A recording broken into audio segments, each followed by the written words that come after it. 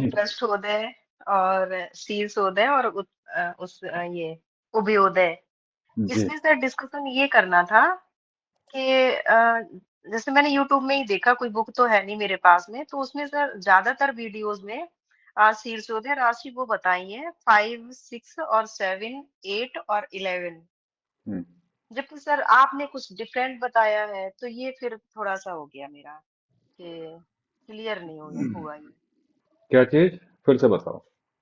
हम्म sir जैसे शीर्षोदय और ये जैसे शीर्षोदय राशियां आपने हम्म, हम्म, तीसरी बताई, अच्छा। मिथुन, हाँ, मिथुन, सिंह, कन्या और तुला और ये कुंभ राशि। हम्म, और जब हम उसमें वीडियोस देखे तो उसमें ज्यादातर सर ये दिया था कि ये थर्ड नहीं थी, थर्ड को उभयोदय बताया है। हम्म, और ये मीन राशि उभयोदय है। जबकि हम्म। सर आपने शीर्षोदय बताया, तो मतलब वही चीज पूछना था, इसमें ऐसे कैसे फिर। देखो, जब आप क्लासिक्स पढ़ोगे, जो ऋषि मुनियों की जो बुक्स हैं लिखी हुई, जैसे पराशर है, तो उसमें आपको यही मिलेगा। ठीक है। और जी। महर्षि पराशर की बात कोई काट नहीं सकता। हम्म। ठीक है। हम्म। बहुत सारी चीजें हैं वो आपको जो है, जैसे अभी ये पिता वाली, बहुत से लोग जो है नवम हम्म। भाव को लेके चल रहे हैं। ठीक है। हम्म। और आप देखोगे सर तो हमने हम्म, सर और मैंने जो हम लोग के जो नोट्स थे बेसिक वाले, हम्म। तो उसी में देखा था, आज हम पूरा रिवाइज कर रहे थे, तो उसमें सर ये था कि अनमैरिड लोगों के लिए पिता के लिए 9th भाव है और मैरिड के लिए 10th। वो एक बिंदु है। अगर हाँ। बच्चा रोजगार पे खड़ा हो गया, इंडिपेंडेंट हो गया, तो 10th हाउस देखो। जी। ठीक है। इस इन सब के लिए बहुत अच्छा टूल है प्रश्न कुंडली। ठीक है। वो बात ही खत्म हम्म। हो जाएगी, अच्छा, क्योंकि प्रश्न कुंडली वो, में तो फिर 10th देखेंगे।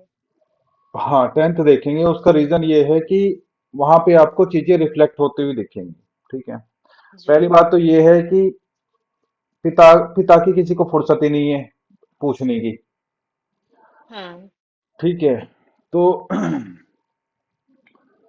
अगर क्वेश्चन आता भी है तो वो प्रश्न कुंडली से देख लो। ठीक है, क्योंकि पिता की बड़ी डिटेल मिलेंगी नहीं। ठीक है। हम्म। उससे अच्छा है कि आप जो है, अगर इसकी किसी के चार्ट से उसके पिता का विचार करने से ज्यादा अच्छा है प्रश्न कुंडली से विचार करना। ठीक है। पिता का हम्म। केस मोस्टली जो है कभी रोजगार का नहीं आता है, बीमारी का ही आएगा। ठीक है। जी। जी। पिता का क्वेश्चन जो कोई करेगा तो वो बीमारी का ही करेगा, और उससे बढ़िया कोई टूल है नहीं, मैं आपको बताऊं। पिता के हम्म। लिए या बीमारी के लिए बहुत अच्छा टूल वही है, अपने पास में प्रश्न कुंडली। ठीक है। जी।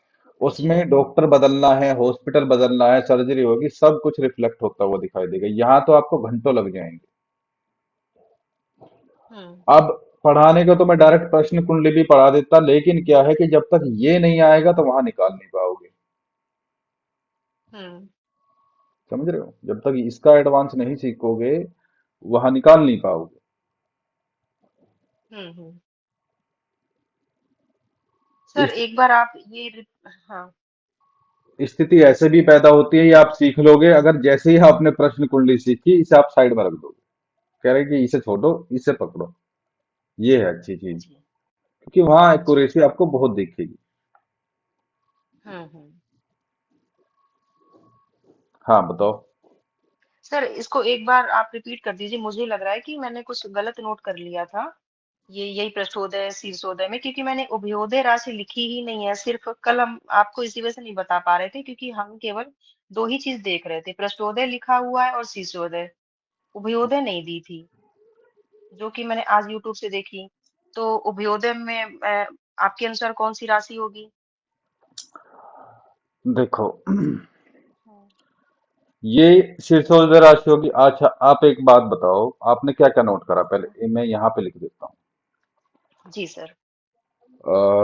ये शीर्षोदय राशि होगी, ये शीर्षोदय होगी, ये शीर्षोदय होगी, ये शीर्षोदय होगी, ये। अच्छा, पृष्ठोदय बताओ।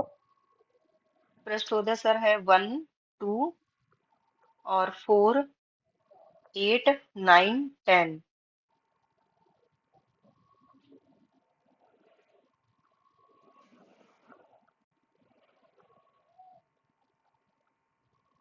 प्रस्तुत है 1 2 4 8 9 10।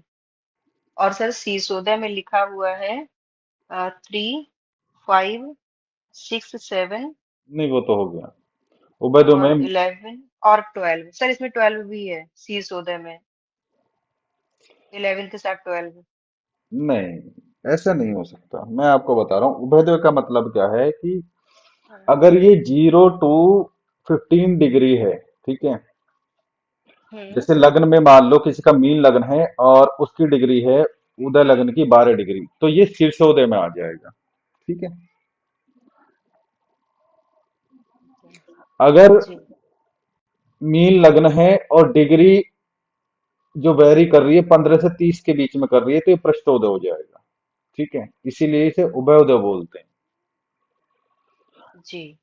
आपको मैं बताऊं, ऐसा ही बिहेव, प्रैक्टिकली मैं बता रहा हूं, ऐसा ही बिहेव ये भी करती है, कन्या राशि भी करती है, ऐसे ही मिथुन राशि भी करती है।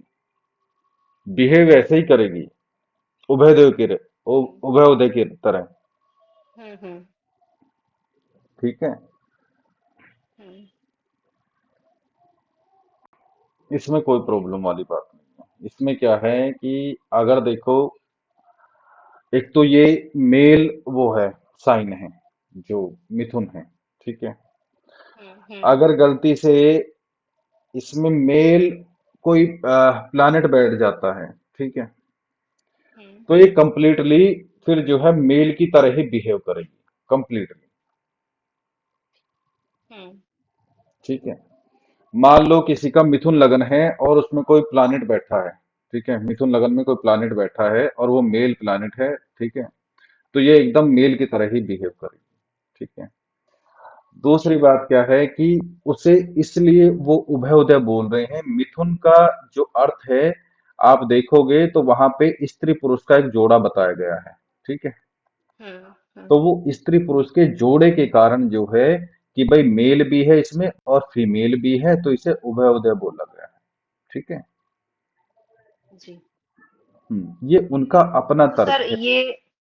ये जो उदय है, तो ये भी डिग्री पे डिपेंड करता है।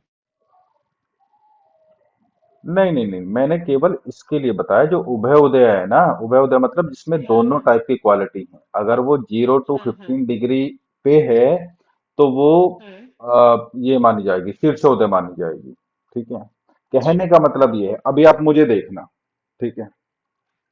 हाँ। मैं हाफ दिख रहा हूं, ठीक है। मैं ऐसे जी। खड़ा हुआ या मैं ऐसे खड़ा हुआ और फिर जो है हाफ हाफ खड़ा होकर मैं ऐसे टर्न ले लूं, समझ रहे जी। हो। मैं ऐसे खड़ा होकर मैं ऐसे टर्न ले लूं, तो इतना हम्म। हिस्सा मेरा जो है क्या है, शीर्षोदय, और ये हाफ जो है वो पृष्ठोदय माना जाएगा। जी। ऐसा है उसका सिस्टम। तो हाफ का मतलब क्या है, 0 to 15 डिग्री, और हम्म। जो नीचे का हाफ है वो 16 to 30 डिग्री, जी।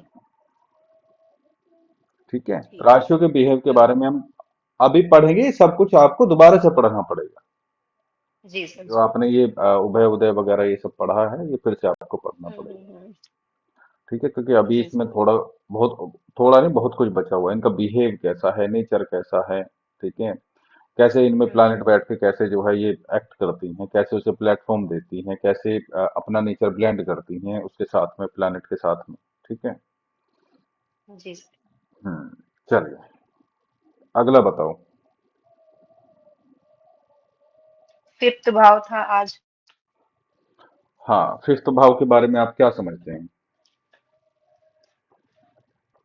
फिफ्थ का सर यहाँ से एजुकेशन देखते हैं, और टैलेंट देखते हैं, मंत्र देखते हैं, जी। और इष्ट देव का विचार करते हैं यहाँ से, संतान का विचार होता है। जी। और और रश्मि जी, आप बताना चाहोगे?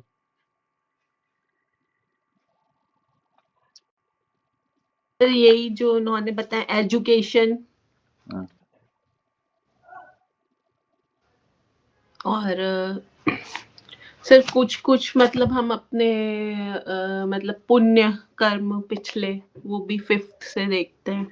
हम्म, और सर ये क्या कहते हैं, लव लव मैरिज, ये हम्म।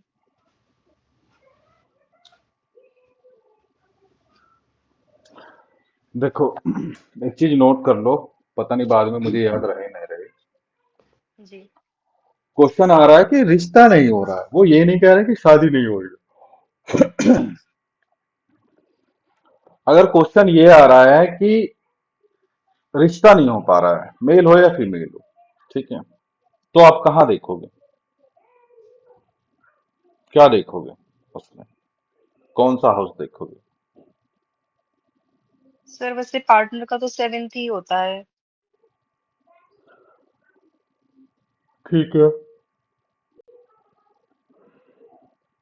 वो पार्टनर बना नहीं है।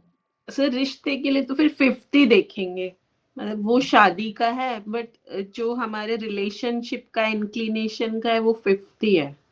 बिल्कुल। जी। अगर बात चल रही है कि भाई देखो, बात बहुत जगह चलती है, मामला फिट नहीं बैठ रहा, या जो भी है कि भाई कभी वो मना कर देते हैं, कभी हम मना कर देते हैं, ठीक है, मेल हो या फीमेल हो, कोई मैटर नहीं है उस चीज का। उसमें हाउस जो है वो फिफ्थ ही काम करेगा, ठीक है।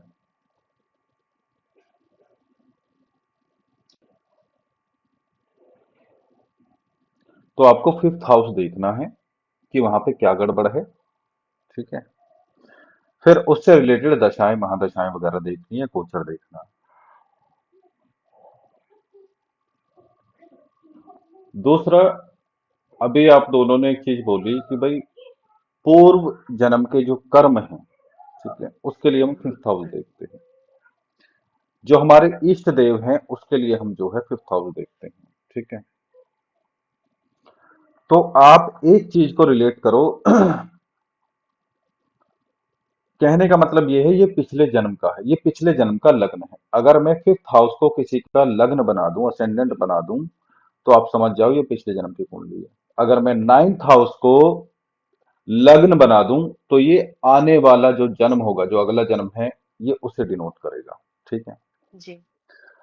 अभी का जो लग्न है, ये प्रेजेंट हमारी लाइफ है, ठीक है। तो हम क्या चीज कैरी करके ले आ रहे हैं फिफ्थ हाउस से, हमारे इष्ट हो गए, हमारे पूर्व जन्म के कर्म हो गए, ठीक है।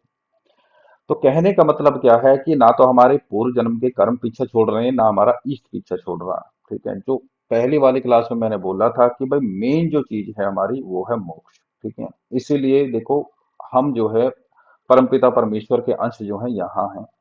हमारा जो मेन मोटिव है वो वही है कि भाई देखो, यहाँ अपना काम खत्म करके फिर परमपिता परमेश्वर में जाके मिल जाना, ठीक है, या मोक्ष प्राप्त कर लेना, या जो भी आप समझते हो केवल्य प्राप्त कर लेना।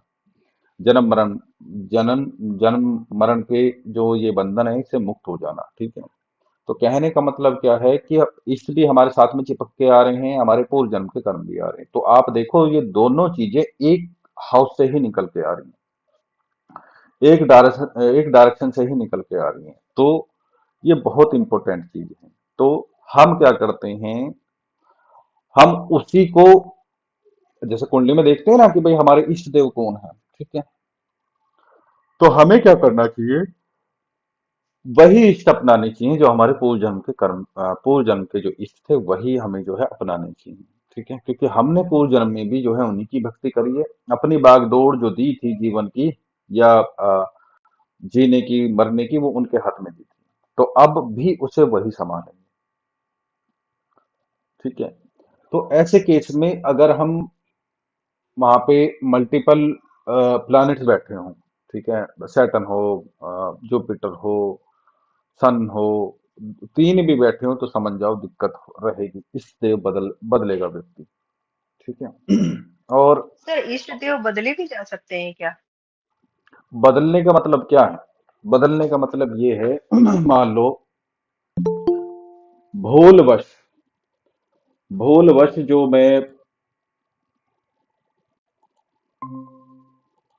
भूलवश अज्ञानतावश भोलेपन से हम जो है भगवान शिव के पीछे लग जाते हैं, माँ दुर्गा के पीछे, यही दिखते हैं स्टार्टिंग में तो, ठीक है। जी। तो अब जब ये भक्ति आगे बढ़ती रहती है, बढ़ती रहती है, व्रत आदि चलते रहते हैं, पूजा पाठ चलती रहती है, मंत्र आदि चलते रहते हैं, तो फिर क्या है, हमें डायरेक्शन मिलनी शुरू हो जाती है। बीच में उठापटक खूब होती है, कोई दिक्कत नहीं, पर्सनल एक्सपीरियंस बता रहा हूँ, और भी लोगों का ऐसा ही एक्सपीरियंस है। फिर क्या है, शक्ति को गुरु चाहिए।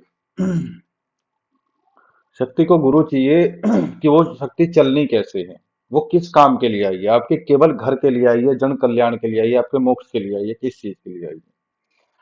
तो वो जो है आपको गुरु बताएगा कि भाई ये शक्ति क्या भोग लेगी, ठीक है, और कौन सी शक्ति है, ठीक है, साथ में और कौन सी शक्ति है, जिस शक्ति को तुम पूज रहे हो। कभी कभी ये होता है हम पूज तो माँ दुर्गा के रहे हैं, और दर्शन हमें माँ काली दे रही है, पूज हम माँ काली को रहे हैं, भगवान शिव हमें दर्शन दे रहे हैं, ठीक है। हाँ तो सर, वो ये तो वही होता है। रीजन हाँ। है कि ईष्ट जो वहां पे पहचानने पड़ते हैं, और वो काम है गुरु का, ठीक है।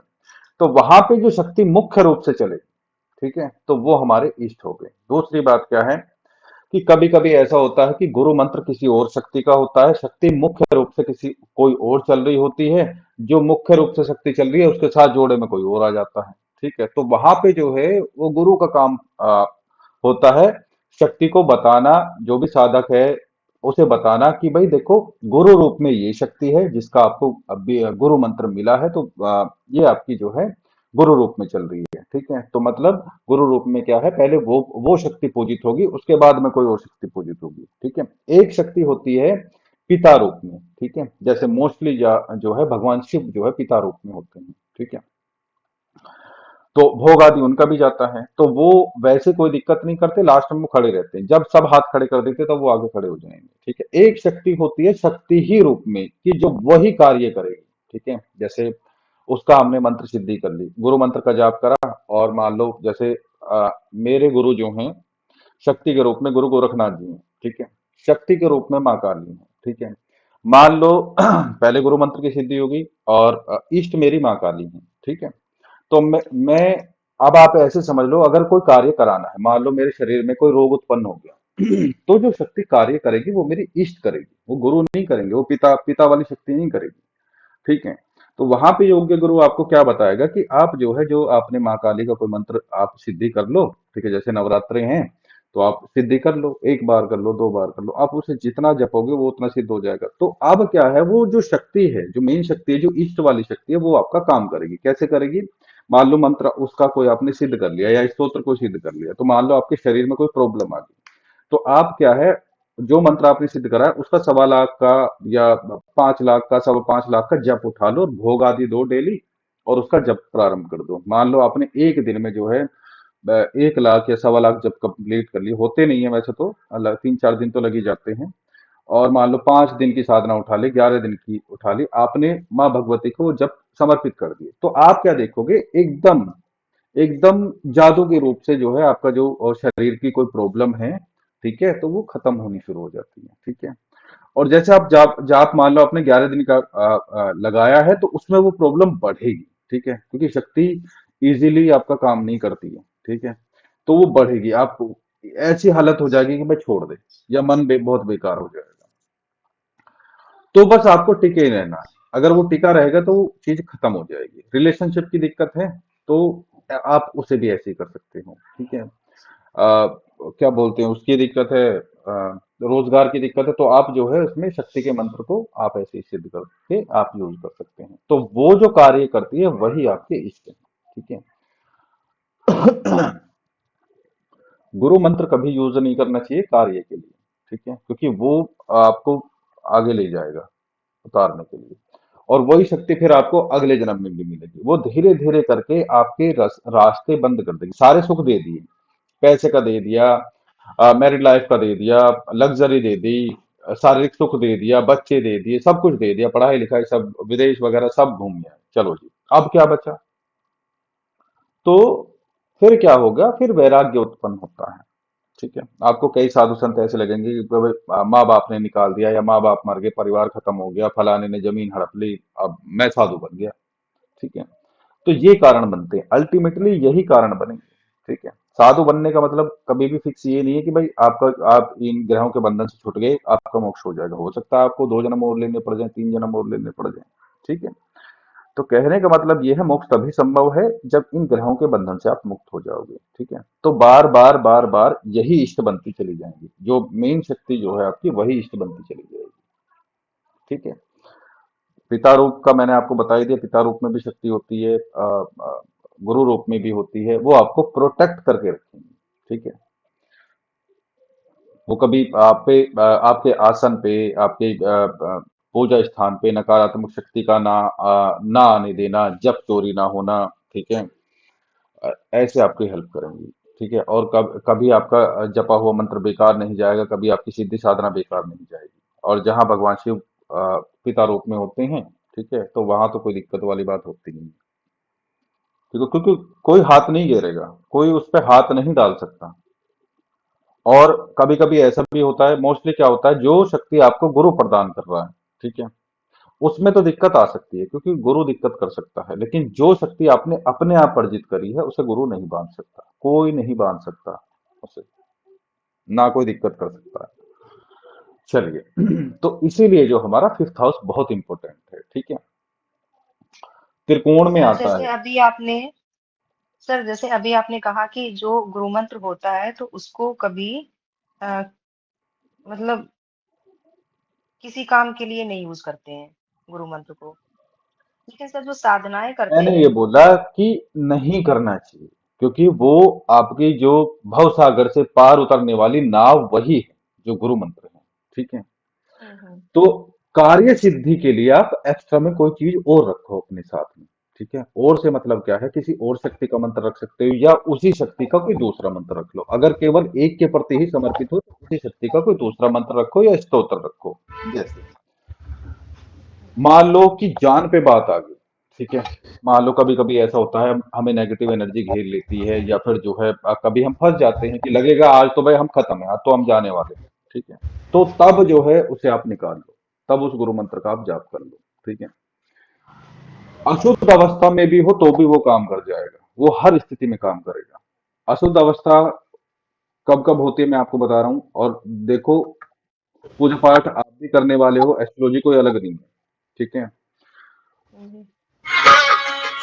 की कुंडली की नोटबुक तब उठानी है आपको, जो कंसल्टेशन की जो आपकी नोटबुक होगी, जो डायरी होगी, तब उठानी है, तब आप नहाए धोए हो। ये मैं आपको थोप नहीं रहा हूँ, ये मेरा खुद का प्रैक्टिकल है। कैसे, जब तक आप कैसे भी उठा लो, क्योंकि मैंने स्टार्टिंग में बहुत हल्के से ली थी, बिना नहाए धोए उठा के देख ली क्या मैंने लिखा था, या कुछ भी नोट डाउन कर लिया, कुछ नहीं कर पाया जब तक। ठीक है। क्योंकि स्टार्टिंग में तो मेरा इंटरेस्ट था, लेकिन क्या है कि इंटरेस्ट के साथ में मैंने कभी इसके रूल फॉलो नहीं किए थे, ना मुझे पता थे। ठीक है। तो जब तक आप, सबसे पहले हमारी जो है शारीरिक शुद्धि होती है। ठीक है। बाहरी शुद्धि होती है, आंतरिक शुद्धि फिर धीरे धीरे अपने आप होने लगती है। ठीक है। तो अब मैं टॉपिक भूल गया क्या था। मान लो कि भाई आप ऐसी स्थिति में फंसे हो, आप अशुद्ध हो। अशुद्ध कब होता है व्यक्ति? अशुद्ध भगवान शिव ने खूब बताया हुआ है। देखो, मलमूत्र त्यागने के बाद में व्यक्ति अशुभ होता है। ठीक है। खास तौर से मल त्यागने के बाद में, मूत्र त्यागने के बाद में तो वो आचमन वगैरह कर लेगा, अपने ऊपर जल वल छिड़क लेगा, पंच स्नान कर लेगा, शुद्ध हो जाएगा। ठीक है। मल त्यागने के बाद नहाना जरूर है। ठीक है। अगर किसी ने जो तेल अपने शरीर पे मला है तो वो चंडाल के समान है, उसे नहाना चाहिए। ठीक है। मैथुन करने के बाद में जो है शरीर शुद्ध होता है तो नहाना चाहिए। सोने के बाद में जब योग माया उसे घेर लेती है, सोने के बाद में जब वो जागता है तो वो उसका शरीर अशुद्ध हो जाता है योग माया के कारण। ठीक है। तो सर सोने के लिए तभी हम मेरे व्रत में मना करते हैं कि व्रत में सोना नहीं चाहिए। नहीं, आप सो सकते हो, सोने के बाद में अपने शरीर को शुद्ध अच्छा। करो। जी। ठीक है। अब मान लो जैसे नवरात्र हैं। ठीक है। बहुत से हम्म। लोग सुबह जोत जला के बैठ जाएंगे और अपना दिन जब छिपने वाला होता है तब जोत जला लेंगे। ठीक है। वो नवरात्रे हैं, वो नव दिवस नहीं है, वो रात्रि के हैं। आप दिन में सो लो, कोई दिक्कत नहीं है। आप 2 ढाई बजे तक पूजा कर लो, मंत्र जाप कर लो, उसके बाद सो जाओ, कोई दिक्कत नहीं है। ठीक है। आपको 4 बजे तक पूजा करनी है, मान लो बीच में आपको टॉयलेट जाना पड़ गया, या आपको मल त्यागने की वो लग रही है, आप करके नहा के दोबारा आसन पे बैठ जाओ। ठीक है। जी। ठीक है, जो लोग सो सो लेते हैं, सोने के देखो ये सिद्धि साधने का टाइम, मान लो आप जो है कोई मंत्र सिद्धि कर रहे हो, आप सो गए, ठीक है, ठीक है, तो आप सो के आचमन से काम नहीं चलेगा, फिर ऐसे जल छिड़कने से काम नहीं चलेगा, कुल्ला करने मुंह धोने से काम नहीं चलेगा, फिर आपको स्नान करना पड़ेगा, ठीक है। जी। आप लोगों में फीमेल में एक बहुत अच्छी बात है, आप डेली सर्व गिल्ला नहीं कर पाते हो, नहीं करते हो ना, ठीक है। हम्म। तो ये भी भगवान शिव ने कहा कि अपनी जटाएं डेली जो है गिल्ली नहीं करनी चाहिए, क्योंकि पहले क्या लोग थे नदी में नहाते थे, ठीक है। पहले यहाँ हम्म। बाथरूम में बाल्टी भर के शावर लेके नहीं, शावर के अपने साइड इफेक्ट हैं, बाल्टी के अपने शावर से तो अच्छी बाल्टी है, ठीक है, बाल्टी से अच्छी नदी, ठीक है। नदी क्या है, बहते पानी वाली जो नदी है, जो व्यक्ति डेली नदी में नहाएगा ना बहती हुई में, ठीक है, उसे कभी मानसिक रोग आदि व्याधि भूत प्रेत आदि कभी नहीं सता सकते। वो वो कभी ये बोल ही नहीं सकता मुझे ये चीज प्रॉब्लम हो गई। रीजन क्या है कि वो जो बहता हुआ जल है वो सारी नकारात्मक चीजें ले जाता है, ठीक है। और बार बार सिर गीला करने के लिए भगवान शिव ने इसलिए मना किया है, यह अपना सहस्त्रार चक्र है, यहाँ परमपिता परमेश्वर माँ भगवती विराजमान है, दोनों का कॉम्बिनेशन है। यहीं आके जो ये अपनी बीच वाली नाड़ी जो है ये आके यहीं पर खुलती है, यहीं से फिर व्यक्ति का मोक्ष होता है, यहीं से अमृत प्राप्त होता है, ठीक है।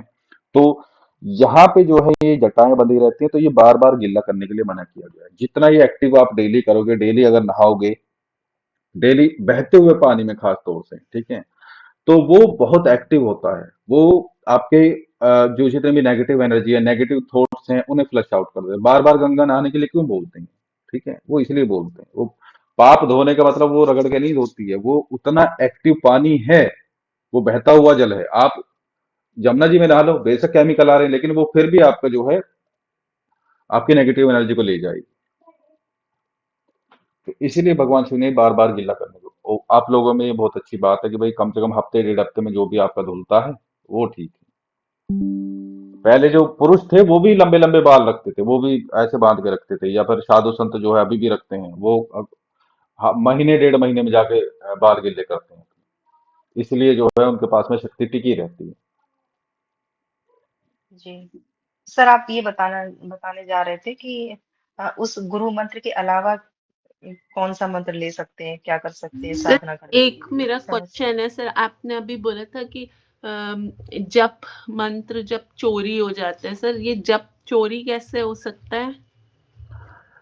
ये देखो, हम उस लेवल पे नहीं पहुंच पाते हैं कि हम ये देख सकें या हम ये जान सकें कि हमारा जो है, मेरा तो भोग तक चोरी हुआ। अब आप बोलोगे कि मैंने भोग दिया है और वो लगा नहीं है, ठीक है। हम्म। अब मैंने तो दिया है, मैंने तो आप प्रॉपर आवाहन करा है, ठीक है, मेरा तो दिया हुआ भोग तक स्वीकार नहीं हुआ था, ठीक है। तो वो जो है या तो आपके गुरु उस टाइप के हों, ठीक है, जो आपको बता दें कि भाई आपका जो जप जो है वो चोरी हो रहा है, सर ठीक मतलब है। चोरी कौन, कोई इंसान ही कर लेता है चोरी? इंसान भी कर लेते हैं, शैतान भी कर लेते हैं। अच्छा। शैतान में ऐसा होता है, कुछ नेगेटिव एनर्जीज होती हैं जो देखो पहले के जो रिचुअल्स थे, ठीक है, उसमें बहुत सारे अच्छे भी थे, ठीक है। हाँ सर।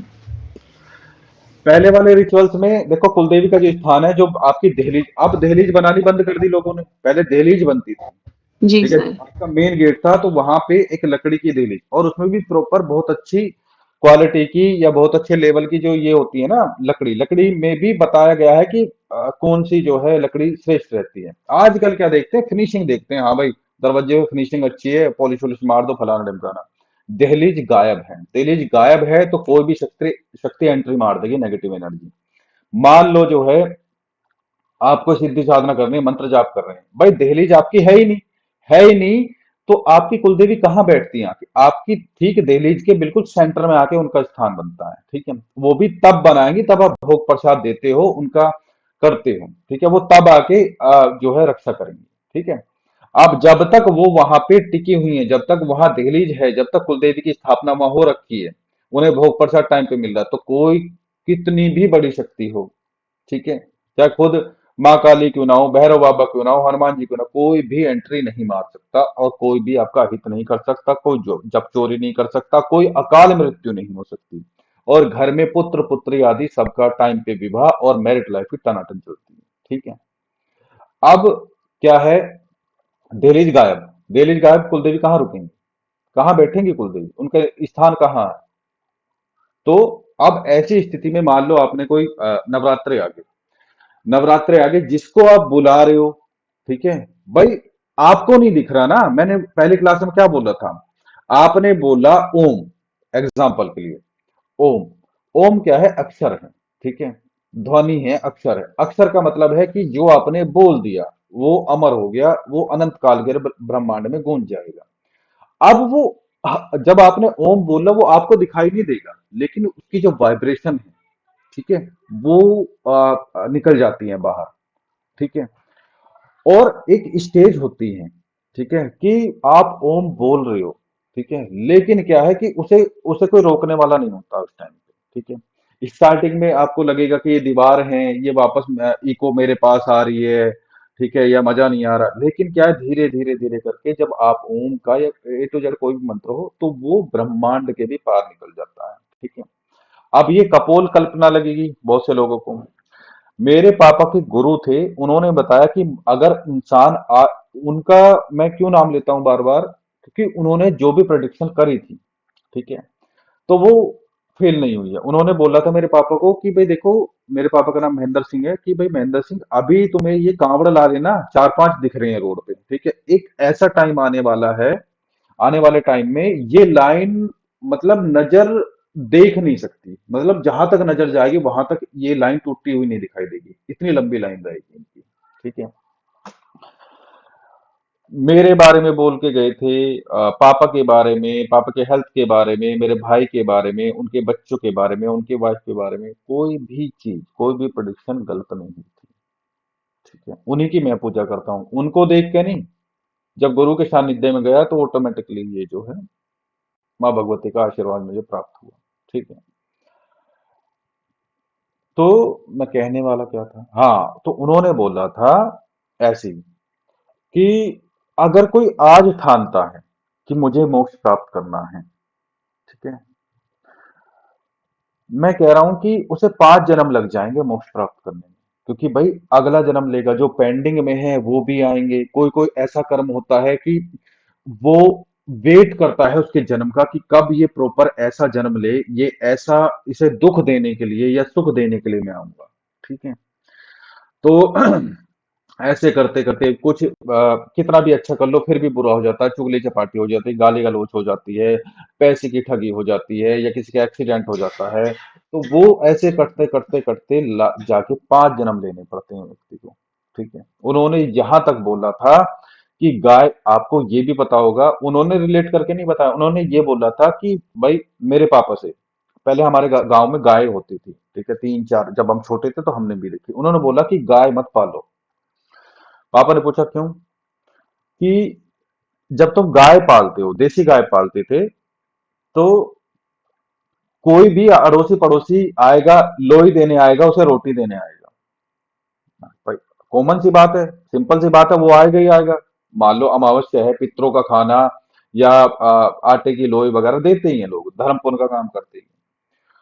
तो कहने का मतलब ये है कि गाय आपने बांध रखी, गाय आपकी हुई, ठीक है, तो उसका आपका धर्म क्या है, आपका कर्तव्य क्या है, भाई आपको उसका पेट भरना है। चाहे आप चारा खिलाओ, लोई खिलाओ, आप उसे कुछ भी खिलाओ, आपको पेट भरना है, और उसका दोहन भी आप ही करोगे। दोहन मतलब दूध का, मतलब दूध भी आप ही निकालोगे। उसमें कुछ हिस्सा उसके बछड़े का होता है, कुछ आपका होता है, वो तो शास्त्र सम्मत है। कहने का मतलब यह है कि ये जो नया जो व्यक्ति जुड़ा है बाहर वाला, जो लोई लेके गया है, उस उसे आपने उस लोई के, उस रोटी के पैसे नहीं दिए। ठीक है। वो तो अपने कष्ट दे गया गाय को, और वो कष्ट आ रहे हैं दूध में। दूध निकाला आपने और पी रहे हो आप, आपने उस आटे के, उस रोटी के बदले का आपने दूध नहीं दिया उसे, तो आप जो है उस कर्ज में, उन प्रॉब्लम्स में दबते रहोगे। इसका भी आपको जो है उतारना पड़ेगा कर्ज, इसके लिए भी जन्म लेने पड़ जाते हैं। ठीक है। तो गाय मत पालो, गाय हमेशा फलती है ऋषि मुनियों को, साधु संतों को। ठीक है। अब उसका रीजन भी है। जब समुद्र मंथन में से ये निकली थी, कामधेनु गाय मिली थी, तो वो एक ऋषि को मिली थी, जो ये ऋषि थे ना इसके, परशुराम जी के पिता, उन्हें दी गई थी, क्योंकि वो इतने व्यस्त रहते थे जन कल्याण के लिए, कभी कोई मंत्र का आविष्कार करना, कोई स्तुति लिखना, ठीक है, और पता नहीं क्या क्या लगे रहते थे, तो उन्हें दी गई थी कि अब ये क्या है कि खाने पीने पे ध्यान नहीं देंगे ज्यादा, क्योंकि वो सारी कामनाएं पूरी करती थी, तो अब ये जन कल्याण में अधिक ध्यान देंगे, ठीक है। तो ये जो गाय जो दी गई थी वो साधु संतों को दी गई थी, उससे उनकी बेटियां हुई, वो भी साधु संतों को अपने शिष्य को दी, ऐसे करते करते ये साधु संतों तक रही, ठीक है। तो ये हमें नहीं फलती है, ठीक है। और इसका, भाई आप सोचो कि भाई अगर लोई को खिला रहा है, उसका दूध हमने पी लिया, ठीक है, हमने उसे वापस उसका एक गिलास दो गिलास दूध वापस नहीं दिया है जो उसने लोई या रोटी खिलाई थी, तो भाई वो दूध तो बनाएगी ना, उसका एनर्जी तो लेगी उससे, लेकिन वो जो है हम पे कर्म कर्म चढ़ते रहते हैं, ठीक है। अब बात क्या थी, जब चोरी होने की, अच्छा, तो होता क्या है कि जब हम मान लो दहलीज नहीं है, दहलीज नहीं है, कुलदेवी नहीं रहेंगी वहां, कोई 11 दिन की या नवरात्रों की कोई साधना हमने जो है उठा ली और मंत्र जाप कर रहे हैं, तो मंत्र जाप जो है दिन बाय दिन जो है, डे बाय डे जो है वो पावरफुल होता रहेगा। जैसे ही किसी भी एंटिटी को ये देखेगा जो नेगेटिव एनर्जी होती है, जैसे प्रेत बाधा होगी, भूत बाधा होगी, ये क्या है, इन्हें चाहिए, ये इस चीज इन्हें ये चीज चाहिए, कोई मंत्र, ये बहुत जल्दी मंत्र चोरी करते हैं। जैसे अगर दहलीज पे कुलदेवी नहीं है तो कोई रोक टोक नहीं होगी, रोक टोक नहीं होगी, बड़ी जल्दी से एंट्री मार देंगे आप ही के घर के आसपास या आप ही के गेट के पास। अगर मान लो इतनी भी ऊर्जा है कि वो एंट्री घर में नहीं मार रहे हैं, तो वो आपके गेट के पास ही अपना स्थान बना लेंगे आसपास ही, और आपके मंत्र को, ऊर्जा को ऐसे ही समाप्त करते रहेंगे। अगर ये रेगुलर चलता रहा, साल 2 साल चल गया, तो वो एक दिन मौका पाके, जिस दिन दशाएं महादशाएं खराब चल रही रहेंगी, उस दिन मौका पाके एंट्री अंदर तक मार देंगे, उस दिन भोग भी गया आपका। कुछ ऐसे होते हैं, अगर उन्हें ये पता चल गया फलाना आदमी ये भोग दे रहा, वो वहीं से बैठे बैठे कांड कर देंगे, शक्ति भेज के, भोग दे के वो कर देते हैं। चलो वो तो बहुत ऊपर लेवल की बात है। तब बहुत से लोग ऐसे होते हैं, इन्हीं कामों के लिए दृष्टि खोल के रखते हैं, वो चलते चलते ये बता देंगे इस व्यक्ति के साथ में ये शक्ति है, क्योंकि उन्हें दिखती है, ठीक है। अब जब उन्हें क्योंकि वो, और नहीं तो फिर क्या है, वो अपने साथ में ऐसी शक्तियां रखते हैं, वो पता करते रहते हैं कि भाई यहाँ पे वो शक्ति है, यहाँ पे वो शक्ति है, यहाँ पे वो शक्ति है, ठीक है। तो इस वजह से वो जब चोरी कर लेते हैं। बहुत सी दो दो एक लोग का जोड़ा आपकी सारी शक्ति को खत्म कर देगा, ठीक है। अगर मान लो कोई भयंकर रूप से किसी ने मंत्र जो है सिद्ध कर रखा हो, शक्ति उतारने के भी मंत्र होते हैं, ठीक है, तांत्रिक लोग करते हैं, दो दो लोग शक्ति के रूप में लोग चलती हैं, वो उल्टी घुमाएगा आपके ऊपर से, आपको पता भी नहीं चलेगा, ठीक है। नहीं तो अगर बहुत ही बड़े लेवल का काम करना है, एक मुट्ठी लौंग लो, एक मुट्ठी लौंग लो, अगर उसे पता चल गया कि वो फलाना आदमी इस रास्ते को जाता है, एक मुट्ठी लौंग लो, मंत्र से सिद्ध करो और रास्ते पे फेंक दो, उन 100 लोग में से 10 लोग में से एक पे तो पैर पड़ेगा, जिस पे भी पैर पड़ गया उसने वो जब चोरी कर लेगा, ठीक है। तो सर ये जिसे तो लग उसके प्रारब्ध में भी फिर तो ये गिना जाएगा, हम्म जो चोरी करेगा उसके तो गलत कर्म बनेंगे फिर। गलत कर्म बनेंगे ही। भगवान शिव ने साफ कहा है, जितने भी ये जो विद्या है, तंत्र विद्या है, ये जन कल्याण के लिए है। अगर जो इससे ये कृत्या करता है, कृत्या मतलब ये जो गलत काम करते हैं, मारण मोहन वशीकरण उच्चाटन आदि करते हैं, उनकी दुर्गति अब भी होएगी, मतलब जो जीवन का एंड होता है, लास्ट होता है, उसमें भी दुर्गति होती है, और बहुत टाइम तक उन्हें जो है, इन्हें गलत गलत योनियों में भटकना पड़ता है, उसके बाद जन्म होता है, वहां भी दुखी रहते हैं, ठीक है। जो ब्रह्म राक्षस आदि होते हैं वो बहुत बड़े ज्ञानी होते हैं, वो उनके साथ में राक्षस नाम जुड़ गया है, लेकिन क्या होते हैं, वो बड़े प्रकांड पंडित हैं, लेकिन क्या है, वो बस ज्ञान को ही सब कुछ मान लेते हैं, ठीक है, बस पढ़ाई पढ़ाई पढ़ाई पढ़ाई, लेकिन कुछ त्रुटियां रह जाती हैं जिनकी वजह से उन्हें वो प्रॉब्लम झेलनी पड़ती है। जी। वो और पढ़ाई सर लिखाई। हम्म समस्याओं के निवारण के लिए जैसे लोग साधनाएं करते हैं, तो आपने हम्म कहा गुरु मंत्र का नहीं करना चाहिए, तो उसका आप एग्जाम्पल देने जा रहे थे, तो फिर किसका करना चाहिए? हे भगवान, मैं यही तो समझा रहा था इतनी देर से। हम्म हम्म हम्म वो जन्म को तारने के लिए हो गया, ठीक है, वो मोक्ष प्राप्ति के लिए नैया होगी, ठीक है। जो गुरु मंत्र आपको मिला है वो उसके लिए हो गया। गुरु मंत्र। हाँ सर, जैसे गुरु मंत्र नहीं करेंगे ना, तो उसके अलावा फिर क्या चीज, अब मैं किसकी बता रहा साधना हूँ करनी गुरु चाहिए? मंत्र क्यों दिया जाता है। गुरु मंत्र, आप भौतिक जीवन जी रहे, गुरु मंत्र का मतलब वो ही नहीं होता जो गुरु ने मंत्र दिया है। ठीक है, पिता भी दे सकता है, पत्नी भी किसी को दे सकती है अगर कोई मानता है। मैंने अपने बाबा जी को दिया था। ठीक है, होता ये था कि मेरे बाबा जी 106 साल के होकर एक्सपायर हुए थे। तो जब वो जी। लगभग नब्बे नब्बे साल के आसपास के थे, तो होता ये था कि उनका तो कम, भाई 90 साल का आदमी हो गया तो दिमाग प्रॉपर काम करेगा नहीं। ठीक है, हम्म। अब वो ऐसे फ्लो फ्लो में कुछ भी बता देते थे कि रात तो वो आए थे, शिव जी और पार्वती आए थे वहां मेरे पास आके बैठ गए, वो कह रहा है अभी नहीं मरेगा तुम, अभी नहीं मरेगा, अभी तो बहुत जिएगा। ठीक है, तो कहने का मतलब ये है कि जो आपको कॉस्मिक एनर्जी जो आपको इंडिकेशन दे रही है, जो आपको दिव्य अनुभव हो रहे हैं, आप अगर उन्हें किसी के और के सामने डिस्क्लोज करते हो तो आपकी शक्ति क्षीण हो जाएगी, आपकी शक्तियां रुष्ट हो जाएंगी। ठीक है, जब मेरे बाबा जी की स्टार्टिंग हुई थी तो उन्हें जो साधना मिली थी स्टार्टिंग में ओम की ही मिली थी। ठीक है, आप यकीन नहीं करोगे वो जैसे ही बैठते थे, ठीक है, बोला क्या जाता है कि भाई ऊन का आसन हो। मेरे बाबा जी जूट का आसन रखते थे, जो सन नहीं होता, सन जूट जो बंगाल में जो होता है हाँ। वो, उसके आसन पे, हम्म। और जबकि उस आसन पे बैठने के लिए मनाही है। ठीक है, पत्थर के आसन पे, लकड़ी के आसन पे, लोहे के आसन पे, इन पे बैठने की मनाही है। ऊन का आसन श्रेष्ठ है, हम ग्रस्ती हैं। ठीक है, अगर कोई अफोर्ड कर सकता है, कहीं से मिल जाता है, उसका ले लो। चीते का, वो चीते का कह रहा हूँ, उसका बाघ का, हिरन की, हिरन का होता है। ठीक है, लेकिन वो गृहस्थी में क्यों लेने, ऊन का लो। ठीक है, तो ऊन कहाँ से आती है, वो भेड़ की होती है। ठीक है, भेड़ का मतलब है आपकी मेष राशि। ठीक है, तो मेष राशि क्या है, वो शुरुआत है। ठीक है, वो एनर्जी है, वो शक्ति है, तो इसीलिए जो है भगवान शिव ने उसका विधान किया है। ठीक है, और जब उसकी बात आती है कि जो हिरन के खाल की या फिर बाघ के खाल की, तो वो सिक्स हाउस है। ठीक है, वो हमें, वो इसलिए बोला गया, वो डायरेक्टली हमें सिक्स हाउस से और 12th हाउस से कनेक्ट करता है। ठीक है, 12th हाउस का कौन है, मीन, मीन मतलब मछली, मछली की कोई खाल होती नहीं है। ठीक है, तो इसीलिए वहां पे एक वो वाला प्लेटफॉर्म बना गया है, जैसे हमारे ये होते हैं पायदान नहीं होते हैं, तो क्या बोलते हैं जी। इन्हें, मैट, मैट टाइप के जो जिनसे हम पैर पोछते हैं, हम्म। ये सिक्स हाउस है। जिसका सिक्स हाउस बहुत अच्छा रहेगा, आप देखो, और वो हर 6 महीने में इन्हें बदल देगा, कभी फटे हुए नहीं, फटे हुए कभी तुरंत बदल देगा। और उसका एक इंडिकेशन और है, वहां जॉब में प्रॉब्लम नहीं आएगी। ये रेमेडी भी है, ये इंडिकेशन भी है, सीखने के लिए भी है। ठीक है, जी। तो भगवान शिव ने, देखो, जो वो करेगा, संन्यास लेगा, दुखी तो रहेगा, वो तो सबको पता है दुखी रहेगा।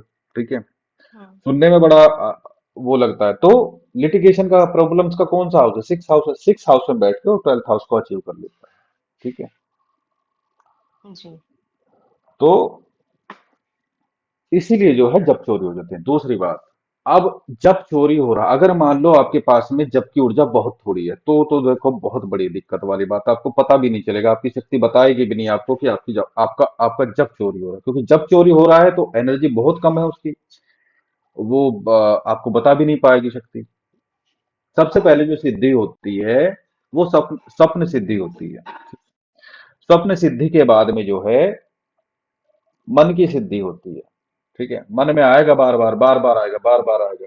जैसे कभी कभी क्या होता है, चार्ट देख रहे हैं, चार्ट देख रहे हैं, और जैसे अभी माँ भगवती की कृपा से लड़की हुई है, उनका अंश हुआ है, तो मान लो जैसे पुत्र का या पुत्री का जो है क्वेश्चन आया हुआ है। ठीक है, अब छोटी वाली लड़की का नाम क्या है, गुरवी। तो जब मैं चार्ट देख रहा रहता हूँ, अगर क्वेश्चन है पुत्र या पुत्री का, प्रश्न कुंडली की बात बता रहा हूँ, मैं क्वेश्चन मैं देख रहा होता हूँ चार्ट, तो मान लो अगर गुरवी रोगी, ठीक है, क्वेश्चन पुत्र या पुत्री का, गुरवी रो रही है या कुछ चिल्लाना शुरू कर दिया, तो समझ जाओ लड़की होगी। अब मन में यही आता रहेगा, लड़की होगी, लड़की होगी, और वो लिखना ही पड़ता है कि भाई लड़की होगी, फिर वापस से कभी लड़की हो जाएगी तो रिप्लाई आएगा ये लड़की होगी। अक्षु, विवान नाम है लड़के का, अगर वो आके खड़ा हो जाएगा मेरे पास में, या वो मुझे आवाज लगा लेगा, फिर वहां पे लिखना पड़ेगा लड़का होगा। ठीक है। और ऐसा नहीं है कि मैं चार्ट देख रहा हूँ, कभी कभी ऐसा होता है कि उनमें से किसी की आवाज नहीं आएगी, कोई नहीं बोलेगा, ठीक है। तो प्रकृति क्या है, हमें संकेत देती है, ठीक है। तो ये वाले इंडिकेशन उसके बाद के हैं, स्वप्न सिद्धि के बाद के जो है मन की सिद्धि होती है, ठीक है। उसके बाद में जो है प्रत्यक्ष का कुछ होता है, जैसे शक्तियां डायरेक्ट दिखना, ज्योत पे दिखना, ठीक है, शक्ति आती हुई दिखना, ठीक है, किसी के साथ लगी हुई अच्छी बुरी शक्तियां, वो बाद की बात होती है, ठीक है। और इसी के साथ में जो मन की सिद्धि होती है, इसी के साथ में फिर थर्ड आई एक्टिवेशन जुड़ा हुआ होता है, ठीक है। जहां से मैंने बागपत हैं, बागपत जो मेरे गुरु रहे थे, वो एस्ट्रोलॉजी तो इतनी अच्छी नहीं जानते थे, लेकिन उनके पास कोई आता था तो वो माँ दुर्गा के उपासक थे। वो टीचर थे। शायद वो थे, वो क्या बोलते हैं, प्रिंसिपल। तो वो क्या करते थे, जो फीस आती थी उसकी कुंडली देखने की, वो माँ दुर्गा के वहीं पे चढ़ा के आ जाते थे, ठीक है। तो उनका तो भाई काम चल रहा था, वो थे प्रिंसिपल थे, वहां से घर चल रहा था, तो उन्हीं का मंत्र जाप करते थे, ठीक है। तो वो चार्ट ना के बराबर देखते हैं, किसी को दिखाने के लिए कि भाई हाँ जो है चार्ट देख रहा हूँ, मैं कुंडली देख रहा हूँ। अब वो कनेक्ट होते थे भगवान उनसे, माँ भगवती से, माँ दुर्गे से कनेक्ट होते थे, क्योंकि उनकी दृष्टि खुली हुई थी। और वो उनसे कनेक्ट होते थे, और बस वहीं से वो सब कुछ बताते थे कि भाई हाँ ऐसा करना है, ऐसा होगा या नहीं होगा, फलाना, जो भी उन्हें बोलना होता था, ठीक है। तो ऐसे भी थे, शुरुआत मेरी वहां से हुई थी, ठीक है। लेकिन क्या है कि मेरी प्रॉब्लम ये थी कि मुझे ग्रहों के बारे में जानना था, ठीक है, कि भाई ये कैसे कैसे काम करते, कैसे, शुरुआत वहीं से हुई थी, ठीक है। फिर ऑनलाइन वगैरह क्लासेस ली, तो ऐसे जो है ये जर्नी चली।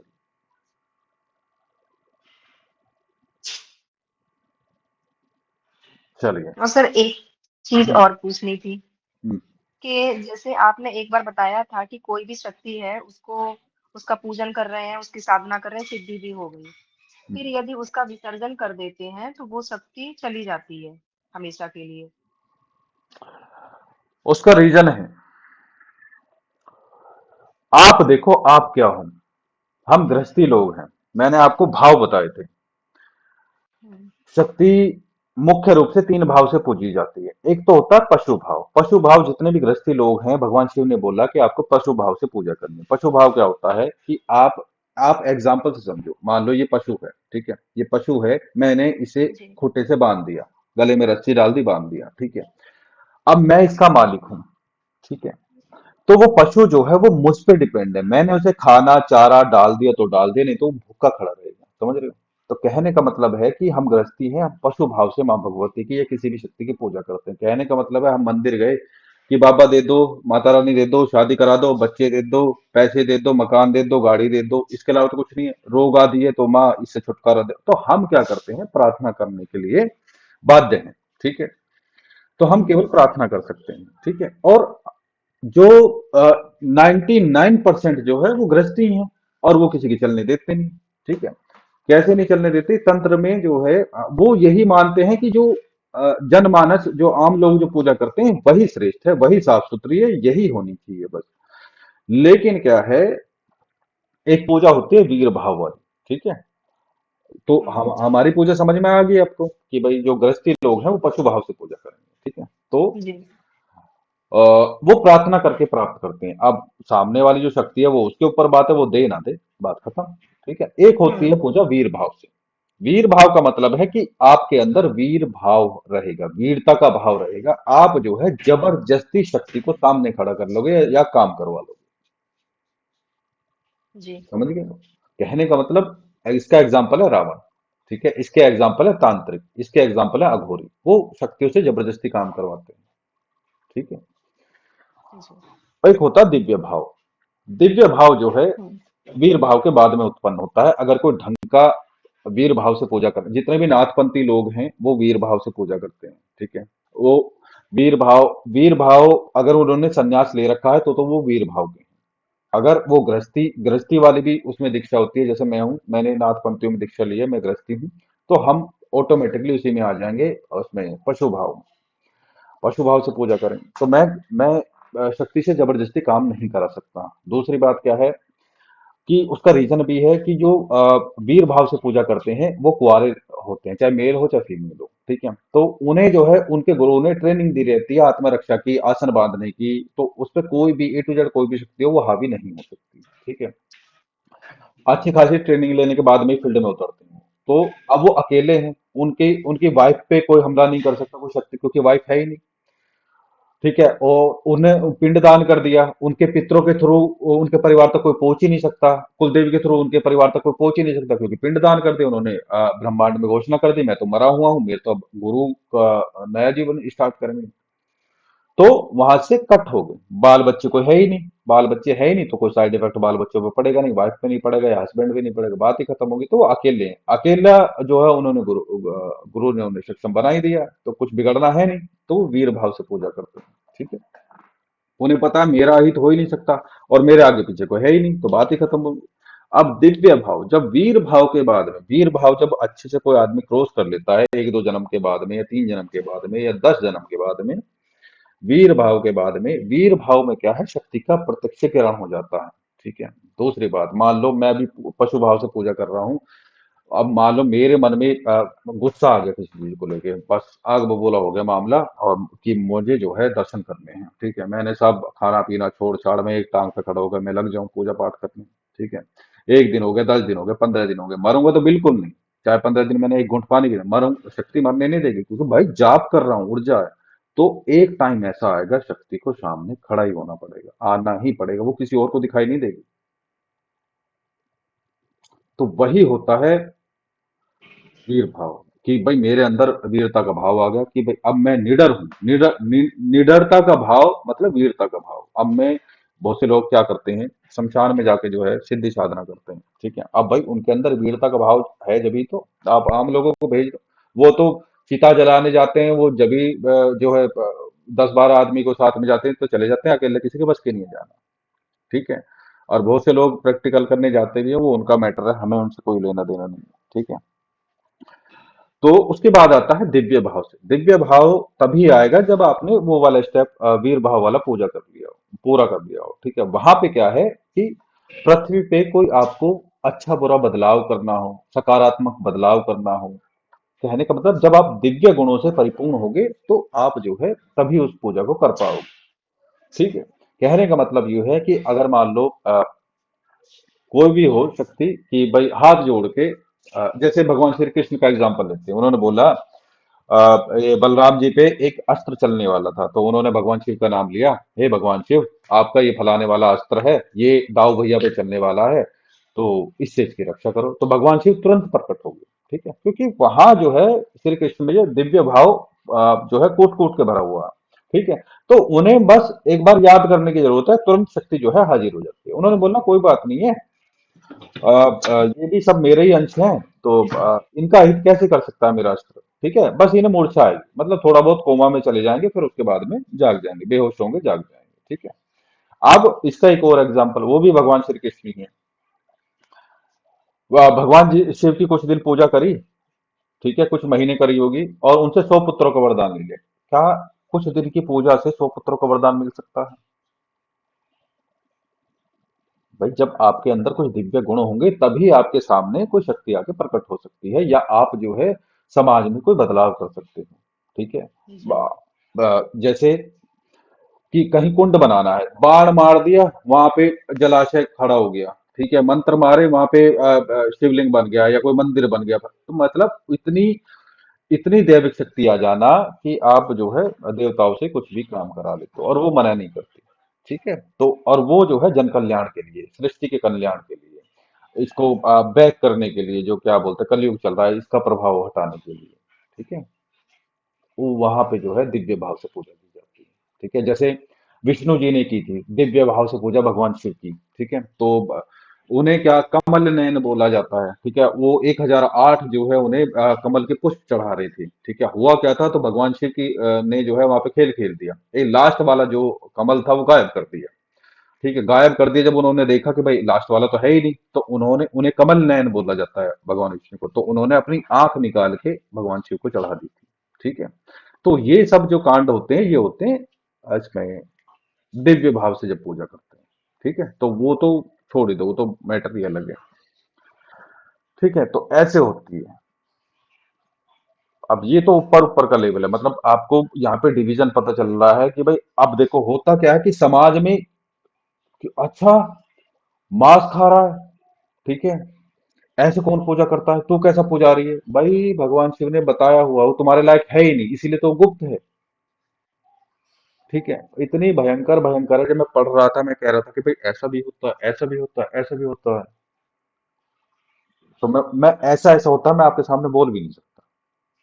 ठीक है, तो जो ये थी जो श्री राम जी ने अभी जो देखो प्रेजेंट टाइम में गुप्त नवरात्रि चल रहे हैं नहीं चल रहे, तो हुआ ये जी था सर। यहाँ रामेश्वरम की बात थी, माता सीता को लेने जा रहे थे ये, माता सीता को लेने जा रहे थे, तो अब ये समुद्र जी वगैरह रक्षा समुद्र जी रास्ता नहीं दे रहे थे, ठीक है, शक्ति की कमी पड़ रही थी, ठीक है। तो इन्हें क्या है, इन्होंने भगवान शिव का पूजन करा, ठीक है, इनके आराध्य भगवान शिव का पूजन करा, तो भगवान शिव आगे प्रकट हो गए, ठीक है। तो वो भी जो पूजा थी वो दिव्य भाव से पूजा थी, तभी तो शक्ति प्रकट हुई थी, नहीं तो आप ये देखो, मतलब जन्म खत्म हो जाता है तब भी शक्ति प्रकट होकर नहीं देती है, हजारों हजारों साल का तो इतना टाइम था राम जी के पास में, वो 1000 साल वहां रामेश्वर में जाके वो पूजा करते नहीं था ना, कुछ ही दिन तो करी थी, 7-8 दिन करी होगी ज्यादा। तो भगवान शिव प्रकट हो गए, उन्होंने बोला देखो मुझे शक्ति की जरूरत है, मुझे जो है युद्ध लड़ना है, ऐसे ऐसे माँ भगवती की स्वरूपा जो मेरी पत्नी है सीता, तो वो उनका अपहरण जो है आपका भक्त ले गया है। रावण तो भाई फेमस था, तो वो आगे भगवान शिव उन्होंने बोला देखो ठीक है, मैं आपके साथ हूँ, कोई दिक्कत नहीं है, लेकिन ये वाली जो है आपकी जो पत्नी है वो भी माँ भगवती स्वरूपा ही है, तो आप एक काम करो, आपका जो ये कार्य सिद्ध करेंगी वो भगवती काली करेंगी। मैंने कहा, अच्छा, तो भगवती काली करेंगी, मैंने कहा, ठीक है, तो उनकी मैं आपको साधना दे रहा हूँ। तो उनकी साधना में जो है माँ काली का सहस्त्र नाम दिया, भगवान शिव ने जो दीक्षा दी उन्हें, माँ काली का जो सहस्त्र नाम स्तोत्र है वो दिया, कि आप जो है गुणवान हो, चतुर हो, आप इसे याद कर लो, ठीक है। तो उन्होंने भगवान श्री राम ने वो याद कर दिया, याद कर लिया। तो उसका जो नियम था वो कैसा था मैं बता देता हूँ, कि आपको पूर्णिमा को मात्र भाव से माँ काली की पूजा करनी है, ठीक है। भगवान शिव क्या बोलते हैं, भगवती काली की, मैं तो आपको बता रहा हूँ, और वो भी नग्न अवस्था में, ठीक है।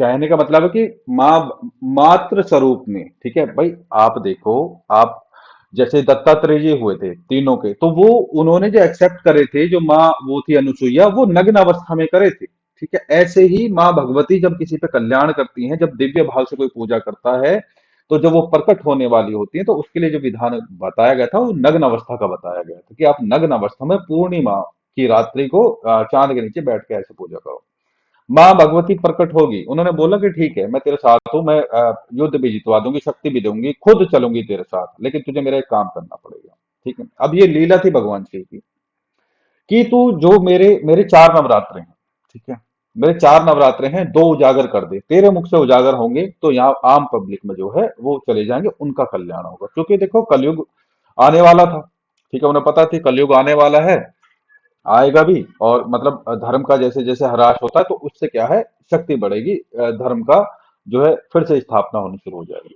और आप ये देखो कि अब ये धीरे धीरे क्या है, ये जो दोनों गुप्त हैं ये भी उजागर हो ही जाएंगे, ठीक है। और फिर भी लोग नास्तिक बने रहेंगे उजागर होने के बाद में भी, और फिर भी लोग जो है धीरे धीरे करके नास्तिक बन जाएंगे, फिर जो लास्ट वाला एंड है कि कोई नाम लेने वाला नहीं बचेगा भगवान का, जब जाके एंड होगा, ठीक है। तो ये एग्जाम्पल थे इनके, आपके क्या बोलते हैं, दिव्य भाव के। ठीक है जी, अब तो आगे समझ में। जी सर। वो सर समझ में आ गया, बस एक ये मेरा ये क्वेश्चन इसलिए मैंने पूछा था कि जैसे किसी भी शक्ति की साधना की, ठीक है, उसका विसर्जन भी हो जाता है, तो क्या जो पिछले जन्म की शक्ति होती है तो उसका भी विसर्जन हो जाता है? उसकी देखो, वो उसके लिए अंत्योदय के लिए होता ये है कि जब हम पशु भाव से जो पूजा करते हैं तो वहां मूर्ति की पूजा है, ठीक है। मूर्ति की पूजा मतलब आप क्या बोलते हैं उसे, सिर्फ ये है कि विसर्जन तो मूर्ति का होता है ना, कोई। नहीं नहीं नहीं नहीं नहीं, पशु भाव में प्रॉब्लम हो जाएगी। पशु भाव में जो है, जब हम पूजा करते हैं, गृहस्थी लोग जब पूजा करते हैं, तो उन्हें क्या है, उन्हें एक माइंडसेट चाहिए, उन्हें ध्यान लगाने के लिए, ठीक है, कि मेरा भगवान ऐसा दिखता है, उसे स्नान कराएंगे। 3 दिन आप किसी भी चीज की पूजा कर लो, उसमें प्राण प्रतिष्ठा की जरूरत नहीं पड़ती। 3 दिन रेगुलर पूजा कर लो तो उसमें जो है ऑटोमेटिकली प्राण आ जाते हैं। किसी कोई मंत्र की जाप नहीं, कुछ नहीं।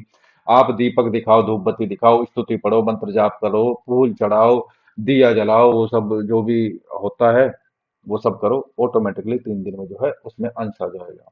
ठीक है, वो जागृत हो जाएगी। तो कहने का मतलब क्या है कि आपने करा क्या है। आपने पहले उसे एक माँ भगवती मान लेते, माँ भगवती या माँ दुर्गा समझ के आपने स्नान कराया, तिलक लगाया, फूल चढ़ाए। अब जब आपके भाव वहां जुड़ गए हैं, उसमें समावेश हो गया है, 3 दिन शास्त्रों का मत है ये तो, कि भाई आप 3 दिन बिना प्राण प्रतिष्ठा के 3 दिन पूजा कर लो किसी मूर्ति की, तो उसमें प्राण आ जाएंगे। ठीक है, उसमें अंश आ जाएगा उस शक्ति का। अब जब वो अंश आ गया है, आप जाकर उसे विसर्जन कर दो। ठीक है, अब विसर्जन कौन कर सकता है? विसर्जन जो है गृहस्थी लोग करते हैं। ठीक है, अब जो साधक लोग है वो कभी विसर्जन नहीं करेगा। ठीक है, क्यों नहीं करेगा? उसे शक्ति की जरूरत है। पंडित जी लोग क्या करते हैं, गणपति महाराज, लक्ष्मी जी को छोड़कर जो बाकी देवता है वो अपने अपने स्थान को चले जाएं, जब हम बुलाएंगे आप वापस आ जाना। भैया हमें तो सबकी जरूरत है, हम तो किसी से नहीं कहते कि भाई आप गणपति और लक्ष्मी जी को छोड़ के बाकी सब चले जाओ। मुझे तो सबकी जरूरत है। मैं कैसे कह दूं माँ काली से कि भाई तुम इस स्थान को तो छोड़ के चली जाओ, जब मुझे जरूरत पड़ेगी मैं बुला लूंगा। मुझे तो भैया जरूरत है, मैं नहीं बोलता कभी भी ना, मैं कभी माँ का विसर्जन करता हूँ। ठीक है, विसर्जन उनका देखो, जो मिट्टी की होती हैं, जो जिसके साथ हमारे भाव जुड़े होते हैं कि भाई 9 दिन बाद या 11 दिन बाद या 41 दिन बाद मैं इसका विसर्जन करूंगा। ठीक है, तो वो संकल्प होता है, वो संकल्प लिया जाता है पहले। ठीक है, ना मैं मंत्र जानता हूँ, ना स्तुति जानता हूँ, ना मैं जो है विसर्जन जानता हूँ। तो वहां पे बोला गया है विसर्जन भी जरूरी है। ठीक है, लेकिन वो पहले ही जो है भाव जुड़ जाते हैं, पहले ही संकल्प लिया जाता है कि भाई हम इतने दिन की जो है सेवा करेंगे, उसके बाद जो है विसर्जन कर देंगे। विसर्जन किसका करोगे? पत्थर का थोड़ी ना कर दोगे, मिट्टी वाले को करो। मिट्टी वाली जो मूर्ति होती है उनका होता है। जैसे वो नहीं लगती झांझी, नहीं लगती नवरात्रों में, वो मिट्टी की वो जी स्टार बनते हैं माँ की, वो लगती है, मूर्ति लगती है, जी। मोर वोर सब, वो सब चीजें जो आती हैं, तो वो विसर्जन के लायक विसर्जन होता है। उनका रीजन क्या है कि उनकी डेली की आरती नहीं हो पाती हमसे, डेली की स्तुति नहीं हो पाती, डेली का भोग नहीं हो पाता। तो भाई हम केवल इतने ही दिन, क्योंकि वो गृहस्थियों के लिए खुली है भैया, जो श्री राम जी को वरदान दिया था माँ भगवती ने, तो वो गृहस्थियों के लिए जो नवरात्रे थे वो यही वाले थे। तो आरता जो बोली जाती है ना, वो आरती आरता जो बोलते हैं गाँव में भी अभी भी, वो वही थी। आप उसे सुनोगे ना, जब तो हमारा बचपन था, मैंने सोचा कि भाई चलो यही होगा, लेकिन आप उसे ठीक से सुनना वो क्या बोलते हैं। वो एक शाबर मंत्र है, वो एक शाबर मंत्र है। कभी ध्यान दिया इस चीज पे? नहीं सर। कभी शाबर मंत्र पढ़े हैं आपने? पढ़ के देखना, ग्रहों के भी शाबर मंत्र है। अगर कोई चाहे कि भाई लिमिट क्रॉस हो गया, कोई ग्रह बैलेंस नहीं हो रहा, एकदम काम करेगा शाबर मंत्र, जबरदस्ती ठीक होना पड़ेगा उसे। बहुत बड़े बड़े होते हैं सर।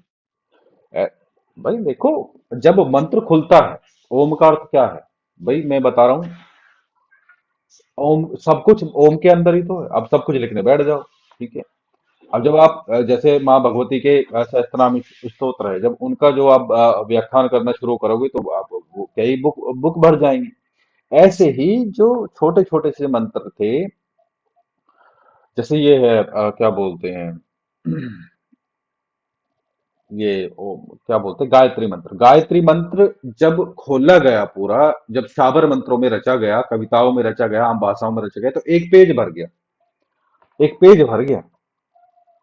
अब बताओ, तो वो क्या है, वो आम जो है जो लोग हैं, जो पढ़े लिखे नहीं है, वो कैसे करें? भगवान शिव बड़े दयालु। अच्छा, तो होता क्या था कि भाई जो पंडित थे, जो पढ़े लिखे थे, जो संस्कृत जानते थे, ठीक है, तो ये मंत्र वहीं तक सीमित थे। एक घटना ऐसी हुई तो भगवान शिव को आ गया दया आ गई एक उस पे, अपने भक्त पे। ठीक है, तो भैया उसके लिए अवतार ही ले लिया, उसके लिए अवतार ही ले लिया, और ये नौ नाथों वाली कहानी रची।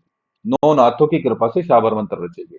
और सबसे बड़ी बात क्या है, ये देखने में लगेंगे कि ये तो यार बड़े तुच्ची टाइप के हैं, या फिर जो है कैसे ये कैसे मंत्र हैं, ये तो शास्त्रों के नहीं है, ये कहाँ काम करेंगे।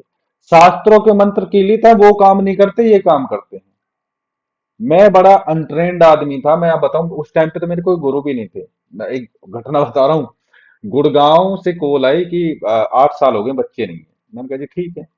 कि मैंने कहा जी आना पड़ेगा। मैंने प्रश्न कुंडली से बता दिया कि ये कोक बंधन है। मैंने कहा सास की कराई हुई है। ठीक है, मैंने कहा तो आप आ जाओ। मैंने कहा क्या क्या करवाया आपने? कह रहे कि कोई नहीं छोड़ा, पंडित तांत्रिक ओझा ओगड़ कोई नहीं छोड़ा, मैंने सब में करा लिया। मैं कहा अच्छा चलो जी ठीक है। हम भी पहुंच गए जी डरते डरते। माँ का नाम लिया, माँ का शाबर मंत्र था, सिद्ध कर रखा था। तो जी पहुंच गए, पूरा सेटअप बैठाया, हवन करा। तो हवन शाबर मंत्र पढ़े और आहुति दी, बाद में उतारा कर दिया। मैंने कहा जी अब कल्याण हो जाएगा। मैं अपने जो मेरी वाइफ है उनकी बहन है, शामली करके, मुझे मुजफ्फरनगर की साइड में, वहां गए हुए थे, तो वहां मैसेज आया, वहां कॉल आई डायरेक्ट। जब बच्चे हो गए कि आपने तो मैसेज का रिप्लाई नहीं किया, क्योंकि मैसेज आता रहता है व्हाट्सएप पे कि भाई हाँ बच्चा हो गया है। बस ठीक है, मैंने कहा हो गया होगा भाई। ठीक है। केस पूरा पता नहीं था मुझे, फिर डायरेक्ट वहां पे कॉल आई कि आपने रिप्लाई नहीं दिया, मैंने आपको बताया था। मैं क्या बताया था? कि जुड़वा बच्चे हुए हैं। मैंने कहा अच्छा। मैं कहा क्या केस था आपका? कि मेरा कोक बंधन था, कि जैसे आप खोल के गए थे तो 3 महीने बाद ही जो है कोक खुल गई थी, मतलब गर्भ धारण हो गया था। ठीक है।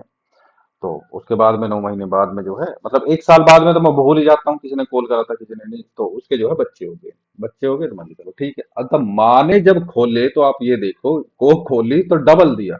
लो जी, एक ही बार में काम खत्म। तो ये इतना भयंकर।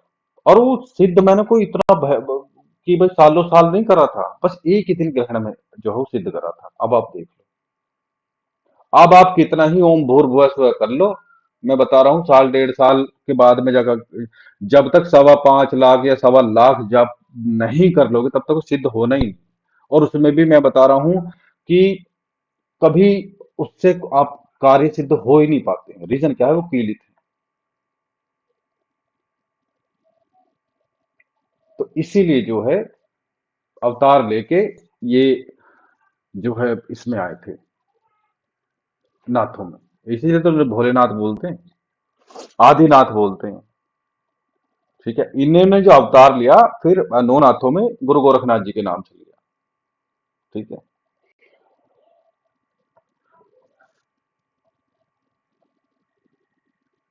चलिए, ये भगवान शिव नाथ पंथियों जी में सर। किस नाम से जाने, संतोष नाथ, हनुमान जी जाने जाते हैं बंकनाथ के नाम से। तो इसके फिर इन्होंने काम करे। ये एस्ट्रोलॉजर्स के विरोध में थे। नाथ जो है सारे के सारे एस्ट्रोलॉजर्स के विरोध में थे। कि वो उनका कहना ये था कि पंडित से तुमने हवन करा लिया, इस बात की गारंटी क्या है? क्या गारंटी कि आपका कार्य सिद्ध हो ही जाएगा? 2 गाय दान कर दो, थोड़ा सा सोना दान कर दो और हवन करा लो, आपका जो है बच्चा हो जाएगा। नहीं हो रहे बच्चे, अब क्या करें? तो इसीलिए ये क्या है, वीर भाव वाले थे सारे। इन्होंने जो है जबरदस्ती शक्ति प्रकट करके उनसे वचन भरवाए। ये शाबर मंत्र है, इसे आशीर्वाद दे, जब भी कोई मेरा या मेरा शिष्य या नाथों में कोई भी इसका जाप करेगा तुझे काम करना पड़ेगा। जबरदस्ती करवाए, तो वो वीर भाव वाली पूजा थी, इसलिए भयंकर रूप से काम करते हैं। और उस जो मैंने कोक बंधन खोला था उसका फिर मैंने साइड इफेक्ट भी झेला। कि आता कुछ नहीं था, रक्षा नहीं करी, उस टाइम पे तो गुरु का भी हाथ नहीं था, फिर मुझे साइड इफेक्ट भी झेलने पड़े उसके। लेकिन जब मैं कुआरा था शायद। तो ये चीजें ऐसी हैं। एक एक केस आया ग्रहण में, दो तीन चार शक्तियों का कोई कॉम्बिनेशन वाला जो है वो था शाबर मंत्र, उसे जब के बैठ गया और शक्ति आ गई, उसे पता भी नहीं, और वो सारी की सारी जो है शरीर पे हावी हो गई, क्योंकि भोग नहीं दिया। भोग नहीं दिया, बस जप करके बैठ गया। भोग नहीं दिया तो शरीर अंदर से खराब होना शुरू हो गया। अब उसे ना तो ये पता कि यहाँ क्या हो रहा है, यहाँ क्या हो रहा है। अब वो शक्तियां बैठी थी सारे शरीर में, अब उन्हें भोग चाहिए। ना तो नींद आए तो सोते ही रहे, आज जगे तो जगते ही रहे, खाए तो खाते ही रहे। ऐसे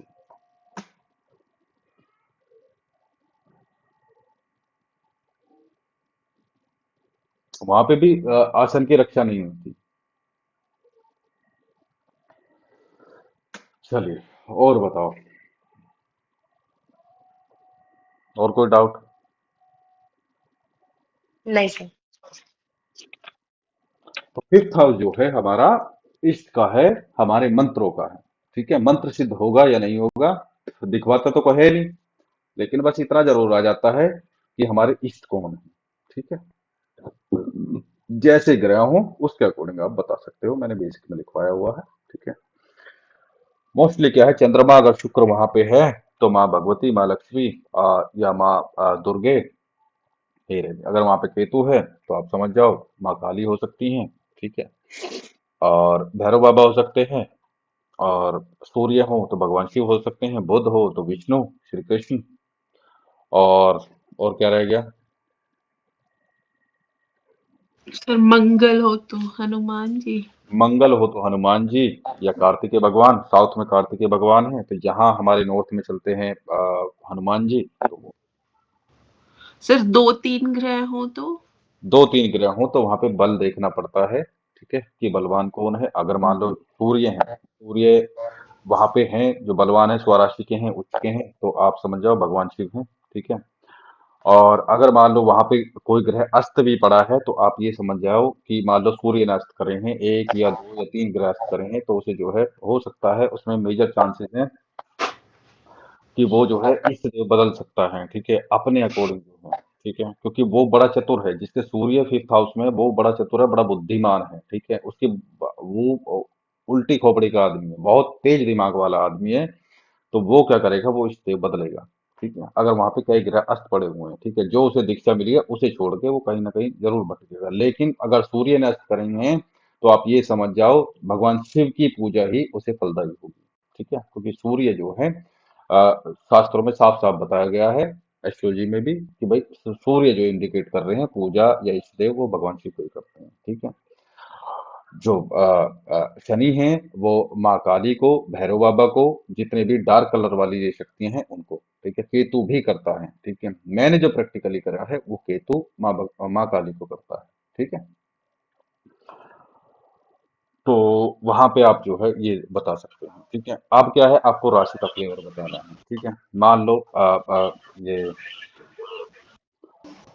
सिंह, ये नरसिंह, नरसिंह वाला भी है एक, नरसिंह वाले के लिए वही है, मंगल जी आएंगे, मंगल देव आएंगे वहां पे। ठीक है, सिंह राशि में अगर मंगल देव आ जाते हैं तो समझ जाओ वो ही है आपके नरसिंह देवता। ठीक है,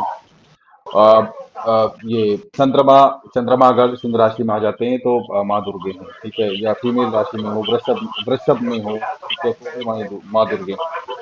चंद्रमा हो तो कोई सॉफ्ट नेचर की कोई देवी है, क्योंकि फीमेल प्लानिट कौन है, दो हैं, एक तो ये चंद्रमा और प्लस क्या है, ये शुक्र। ठीक है, दो फीमेल प्लांट है। अगर फीमेल राशि में ही बैठे हैं तो कोई ना कोई ये है,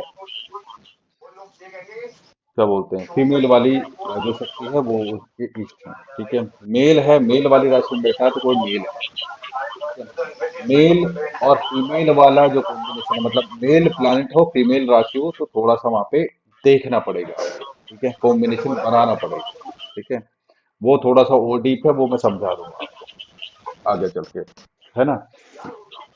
पढ़ाई का यही है। ठीक है, पढ़ाई का ये होगा, और क्या हो सकता है इसमें। हाँ, पद का भी है, जो गवर्नमेंट जॉब, जो आप पद ग्रहण करते हो ना, जो मंत्री पद वगैरह होते हैं, ठीक है, ये उनका भी है। गवर्नमेंट जॉब के लिए इसका यूज होता है।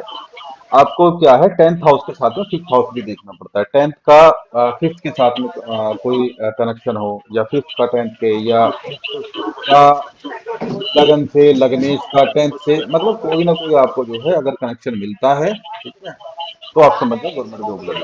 गवर्नमेंट जॉब लगने के लिए आपको प्लेनेट की एनर्जी देखनी है, डेंसिटी कितनी है, कितने उसमें राजयोग हैं, कितने बलवान हैं, कोई पंच महापुरुष योग तो नहीं है, आईएएस पीसीएस वाला योग तो नहीं है, वो हम आगे डिस्कस करेंगे। उसके लिए हमारा इम्पोर्टेंट जरूर है फिफ्थ हाउस। फिफ्थ हाउस में दो प्लैनेट ऐसे हैं जो अच्छा परफॉर्म करते हैं। मान लो, देखो, हर हर ग्रह के अपने साइड इफेक्ट भी होते हैं। अच्छा परफॉर्मेंस मैंने पढ़ाई के लिए बोला है, मान लो किसी को टीचर बनना है तो फिफ्थ हाउस में गुरु हो बढ़िया काम करेगा, बुध हो बढ़िया काम करेगा। ठीक है, उसका रीजन क्या है कि भाई फिफ्थ हाउस में बैठा हुआ गुरु देखो क्या करेगा, एक तो नाइन्थ हाउस, ठीक है, टीचर वाली लाइन पे और लगन पे भी तो एनर्जी लेके जाएगा ना, जाएगा। और नाइन्थ हाउस पे भी लेके जाएगा, तो ninth house sorry fifth house वाला जो गुरु है वो टीचर तो बना देता है, लेकिन संतान को लेके दुखी करता है। ठीक है। और दूसरी बात क्या है, बुध, वहां पे बुध भी जो है मान लो टेंथ हाउस का लोड है, वहां पे बैठ के तो टीचर बना देगा, लग्नेश है तो भी टीचर बना देता है बुध। ठीक है। पढ़ाई बहुत अच्छी करवाता है क्योंकि शार्प माइंड करता है वो। ठीक है। सूर्य वाला का दूसरा है, वो भी शार्प माइंड करता है, लेकिन क्या है कि वो जो है जैसे हैकिंग हो गया। ठीक है। शेयर मार्केट वाला, हो शेयर मार्केट का जो तोड़ मिलता है ना, वो वहां पे अगर किसी का सूर्य उच्च का या स्वराशि का उसके पास मिलेगा। ठीक है। तो वो बहुत बड़ा सीक्रेट बता रहा हूं आपको मैं। किसी चीज कोई ऐसा जिसका दिमाग वहां तक नहीं पहुंच पा रहा, वहां पे सूर्य है किसी को, उसको काम दे दो वो क्रैक कर देगा उस चीज को। समझ रहे हो? शेयर मार्केट का कैसे, ये बंदे अगर टेंथ हाउस और एट्थ हाउस सपोर्ट कर जाए उस बंदे को, जिसका सूर्य फिफ्थ हाउस में बलवान हो, ये इतनी पावर रखता है कि मार्केट क्रैश करवा भी सकता है और उठा भी सकता है। बहुत बड़ी बात बता रहा हूं। सब तो लगे रहते हैं अरे मार्केट कब उठेगा, कब डालूं, कब निकालूं, कब सेल पड़ जाए वाली, लेकिन ये ऐसा बंदा है कि ये इतनी पावर रखता है कि मार्केट को क्रैश कर भी सकता है और उठा भी सकता है। यहाँ का सन इतना भयंकर है। ठीक है। तो अभी देखो बातों बातों में निकले धन प्राप्ति के जो प्रयास हैं वो फिफ्थ हाउस से हम देखते हैं, तो इसीलिए जो हम इसे स्पेकुलेशन से जोड़ते हैं, शेयर मार्केट से जोड़ लेते हैं। ठीक है। ठीक है। तो धन प्राप्ति के लिए प्रयास करेगा कोई, जब भी तो शेयर मार्केट में वो लाभ होगा उसे। मतलब कि भाई शेयर मार्केट में तो ऐसा नहीं है बिना प्रयास करे हुए, बिना कोशिश करे हुए तो कुछ नहीं होगा। ठीक है। लेकिन वहां का जो सूर्य है जो इसे बनाता है, बहुत शार्प बना देता है, लेकिन चलता थोड़ा टेढ़ा ही है। ठीक है। सीधा सीधा नहीं चलेगा, चलेगा थोड़ा टेढ़ा ही।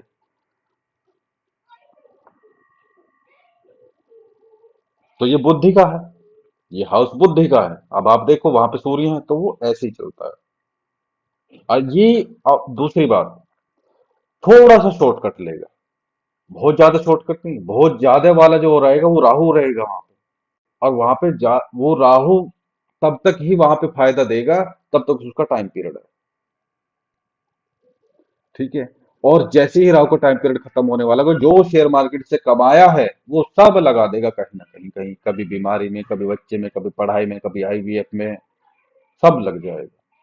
ठीक है। क्योंकि वहां पे आप देखो नाइन्थ एस्पेक्ट जो है वहां पे जा रही है, लगन पे जा रही है।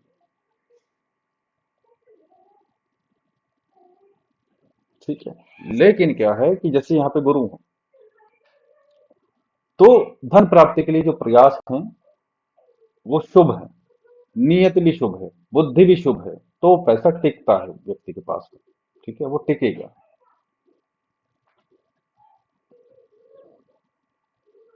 और अच्छे कामों में पैसा खर्च करता है व्यक्ति, शुक्र हो तो भी। शुक्र भी जो है यहाँ पे बहुत अच्छा, और उसमें मल्टीपल प्लेटफॉर्म में जो है वो इन्वेस्ट करता है पैसा। शुक्र काफी यहाँ पे पैसा जनरेट करके देता है। चंद्रमा, चंद्रमा अगर यहाँ है तो आप ये समझ जाओ, अगर बलवान है तो आप ये समझ जाओ कि इंट्राडे ट्रेडिंग में वो पैसा कमाएगा। ठीक है। अगर कोई आपके पास में चार्ट आया है कंसल्टेशन के लिए कि मैं इंट्राडे ट्रेडिंग करना चाहता हूँ, या वो शेयर मार्केट में जाना चाहता है, तो आप सजेस्ट क्या करोगे कि भाई इंट्राडे ट्रेडिंग करो, क्योंकि वो डेली की जो घटनाएं हैं वो चंद्रमा से देखते हैं। ठीक है। और वहां पे क्या है कि बहुत ज्यादा स्टडी की जरूरत नहीं होती है। ठीक है। तो वह डेली के डेली डिसीजन लेने पड़ते हैं, तो वह मन मजबूत होने, जब मन से डिसीजन लिया जाता है तो चंद्रमा जो है घटनाओं का सारी घटनाओं का कारक ये ही है, चंद्रमा है। चंद्रमा जब तक किसी को टच नहीं करेगा, किसी भाव में नहीं पहुंचे, घटना नहीं घटती है। इसलिए चंद्रमा वैदिक एस्ट्रोलॉजी में, इंडियन वैदिक एस्ट्रोलॉजी में इंपॉर्टेंट है। ठीक है। इसलिए चंद्र कुंडली भी इंपॉर्टेंट है। तो चंद्रमा अगर टेंथ हाउस में, इलेवेंथ हाउस में, लगन में, या फिर इसमें आपके जो है सेवेंथ हाउस में या फिफ्थ हाउस में बलवान है, तो इंट्राडे ट्रेडिंग में मस्त वो जो है पैसा कमाएंगे। अगर चंद्रमा पीड़ित है, अस्त है, अमावस्या के आसपास का है, पक्ष बल नहीं है, ठीक है, पिटा हुआ है, पाप कर्तरी योग में है, खूब गवाएगा पैसा, खूब गवाएगा। ठीक है, उससे तो साफ मना करना पड़ता है कि भाई इंट्राडे ट्रेडिंग आपके लिए नहीं है। शनि बलवान हो, लॉन्ग टर्म के लिए पैसा डालो, भूल जाओ। आपके तो बच्चे या पोते वो उस पैसे को खाएंगे, वो उस पैसे को यूज करेंगे। छोटे छोटे छोटे छोटे जो निचले स्तर के, शनि क्या है, निचली चीजों को दर्शाते हैं। ठीक है, वो जो आगे चल के बड़ी बनेंगी, वो लंबे टाइम में 20 साल, 30 साल, 50 साल, 60 साल में जाके जो वो पैसा जो है बना के देंगे। वहां पे अगर कोई शत्रु राशि में ग्रह बैठा हो तो शेयर का मार्केट में काम नहीं करना है। लग्न में केतु है तो शेयर मार्केट में काम नहीं करना है। ठीक है, क्योंकि वह शेयर मार्केट में दिमाग लगाएगा, वो दिमाग केतु लगाने नहीं देगा। फिफ्थ हाउस से फिफ्थ एस्पेक्ट जा रही है, केतु का मतलब नहीं कुछ धनवन से, उसे तो इकट्ठा पैसा चाहिए। केतु क्या है, विपुल धनकारक भी है केतु। ठीक है, चंद्रमा के साथ में। तो फिर क्या है, उसे बहुत तगड़ा पैसा चाहिए, बहुत, जिसे बोलते हैं बहुत तगड़ा पैसा। ठीक है, अब वो ऐसा माइंडसेट देगा कि भाई मुझे बहुत तगड़ा पैसा चाहिए, बहुत लग्जरी लाइफ चाहिए, चाहिए वो चाहिए। लेकिन क्या है, अगर अकेला केतु है तो प्रॉब्लम करेगा। वो बस केवल प्यास ही देगा पैसे की, पैसा वैसा नहीं देता है वो। ठीक है, क्योंकि भैया वो फकीरी वाला प्लानिट है, वो साधु संतों वाला प्लानिट है। ठीक है, अब वो जो वहां पे मैंने क्या बोला था आपसे, अगर लगन में केतु है तो वो प्यास कौन दे रहा है, आपको तो लगेगा कि भाई ये तो साधु संत वाला कॉम्बिनेशन है। लेकिन जो राहु जो सेवेंथ हाउस में बैठा है, उसकी जो सेवेंथ एस्पेक्ट है उसका काम केतु आप कर रहा है, इसलिए उसको पैसा चाहिए। ठीक है, और केतु के कारण उसके जो है पैसे के लिए जितने प्रयास करता है वो विफल जाते हैं, क्योंकि केतु को ज्यादा कोई पैसे से को लेना देना होता नहीं, जब तक उसके साथ में जो है चंद्रमा ना बैठे। ठीक है, केतु चंद्रमा सेकंड हाउस में हो, लगन में हो, फिफ्थ हाउस में हो, ठीक है, सेवेंथ हाउस में हो, टेंथ हाउस में हो, तो ये अच्छा पैसा देता है। ठीक है, मतलब सोच से भी पर।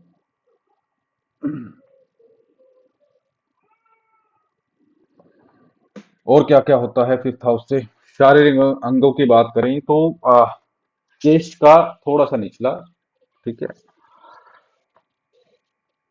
हिस्सा इससे आएगा, पेट का हिस्सा कुछ इससे आएगा। ठीक है,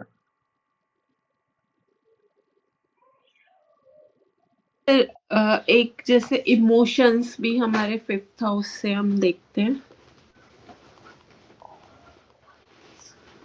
इमोशंस,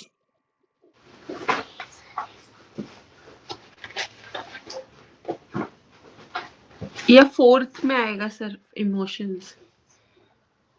नहीं, देखो, इमोशंस जो है फोर्थ में होते हैं। ठीक है, इसीलिए वहां का कारक जो है चंद्रमा है। हाँ जी। इमोशंस का कारक जो है चंद्रमा है। ठीक है, और अगर कोई ये कहता है कि इमोशंस की बात है तो केवल फोर्थ हाउस से है, बिल्कुल नहीं है। क्योंकि इमोशंस जो है वो जुड़े हुए यहीं से है, तो फर्स्ट हाउस भी उसमें इन्वॉल्व होता है। ठीक है, जैसे मैं एग्जांपल बताता हूँ, शादी के लिए के लोग क्या बोलते हैं कि भाई देखो सेवेंथ हाउस देखो। ठीक है, लेकिन जब आप चार्ट देखोगे तो आपको क्या पता चलेगा कि ये तो इलेवेंथ हाउस भी इम्पोर्टेंट है इसमें, ये तो टेंथ हाउस भी इम्पोर्टेंट है, ये तो लगन भी इम्पोर्टेंट है, ये तो सेकंड हाउस भी इसमें इम्पोर्टेंट है। ठीक है, तो इमोशंस में, और देखो जॉब वाली बात है, जॉब जो है टेंथ हाउस से ज्यादा है। लग्न में कोई प्लैनेट बैठा है या लग्नेश कहीं बैठा है, वहां से आपको इंडिकेट बढ़िया होता है। 70-80% आपको लगन के बेस पे जो है, या लग्नेश के बेस पे, या लगन में कोई प्लैनेट बैठा है उसके बेस पे काम करते हुए दिखाई देंगे। आप टक्कर मारते रहो, tenth house, tenth house, tenth house, नहीं मिलेगा। तो ऐसे ही केवल इमोशंस जो है वो उसका काम नहीं है, फोर्थ हाउस का। ठीक है, कहने को तो इमोशंस कहाँ से आते हैं, है तो ब्रेन में ही ना। तो ब्रेन फैक्ट्री कहाँ है, विचार कहाँ, वो कहाँ से उठते हैं, हमारे थर्ड हाउस से, ऐसे तो वहां से भी कनेक्ट हो गए। अब बुद्धि, बुद्धि फिफ्थ हाउस, ऐसे तो वो वहां से भी कनेक्ट हो गए। लेकिन क्या है कि हमारे जो ये इमोशंस होते हैं ये फोर्थ हाउस प्लस उसके कारक यानी कि चंद्रमा और प्लस लग्न से कनेक्टेड है।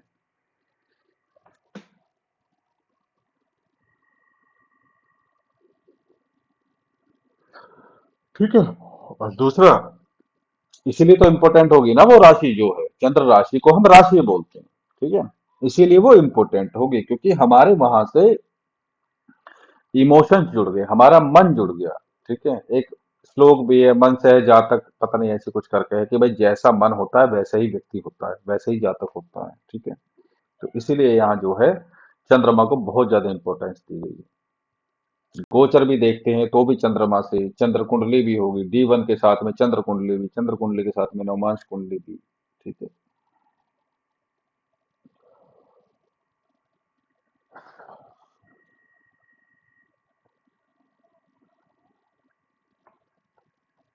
बच्चे के लिए हो गया फर्स्ट चाइल्ड। बच्चा कैसा रहेगा, नालायक रहेगा, साथ देगा, फेमस होगा, वो सब हम यहीं से देखते हैं। ठीक है, अकेडमिक 12th क्लास तक की यहीं से आप समझ लो। 12th क्लास की जो स्टडी है वो यहीं तक समझो।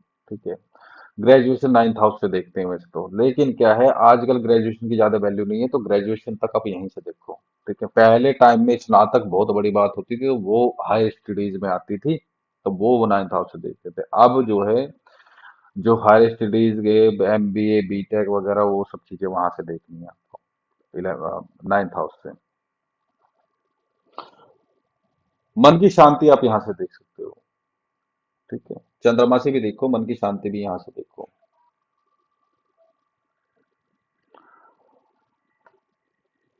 5वां भाव चल रहा है ना। जी सर। जी सर।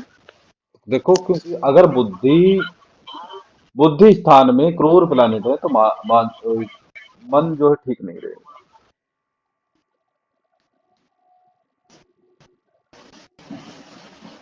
किसी की मेमोरी बहुत कमजोर है, वहां पे केतु, वहां पे शनि प्रॉब्लम करेंगे। किसी की बुद्धि बहुत तेज है, वहां पे सूर्य है, वहां पे शुक्र है, चंद्रमा भी प्रॉब्लम करते हैं बुद्धि में वहां पे।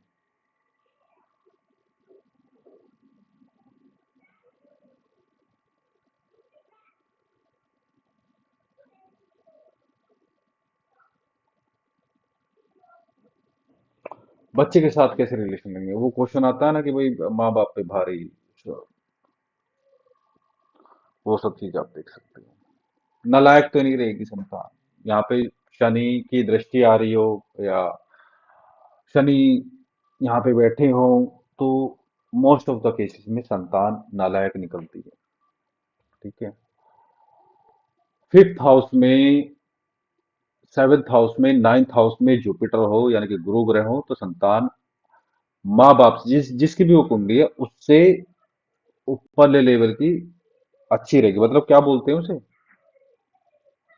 उससे लायक ही बनती है। मतलब जो लेवल उसका है उससे ऊपरले लेवल का ही उसकी जो है बच्चे निकलते हैं,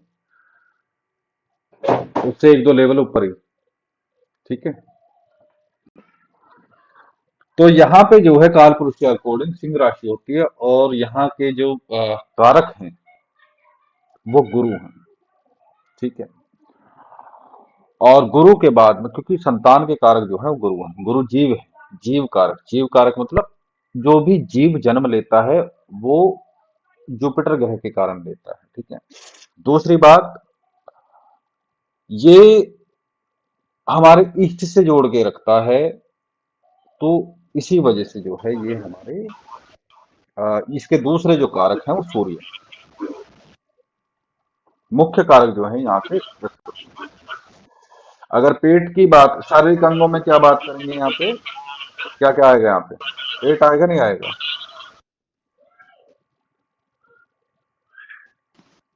सर पेट का थोड़ा हिस्सा बताया आपने अभी। हम्म, पैंक्रियाज भी यहीं से देखेंगे हम, लीवर भी यहीं से देखेंगे।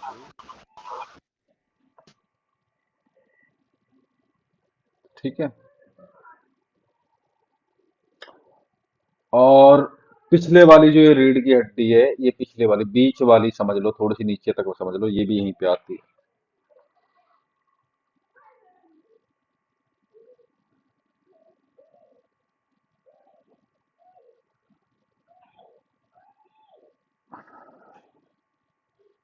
ठीक है जी।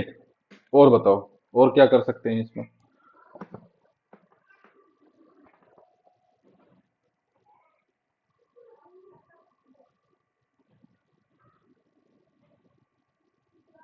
5th हाउस कपड़े का भी, ठीक है।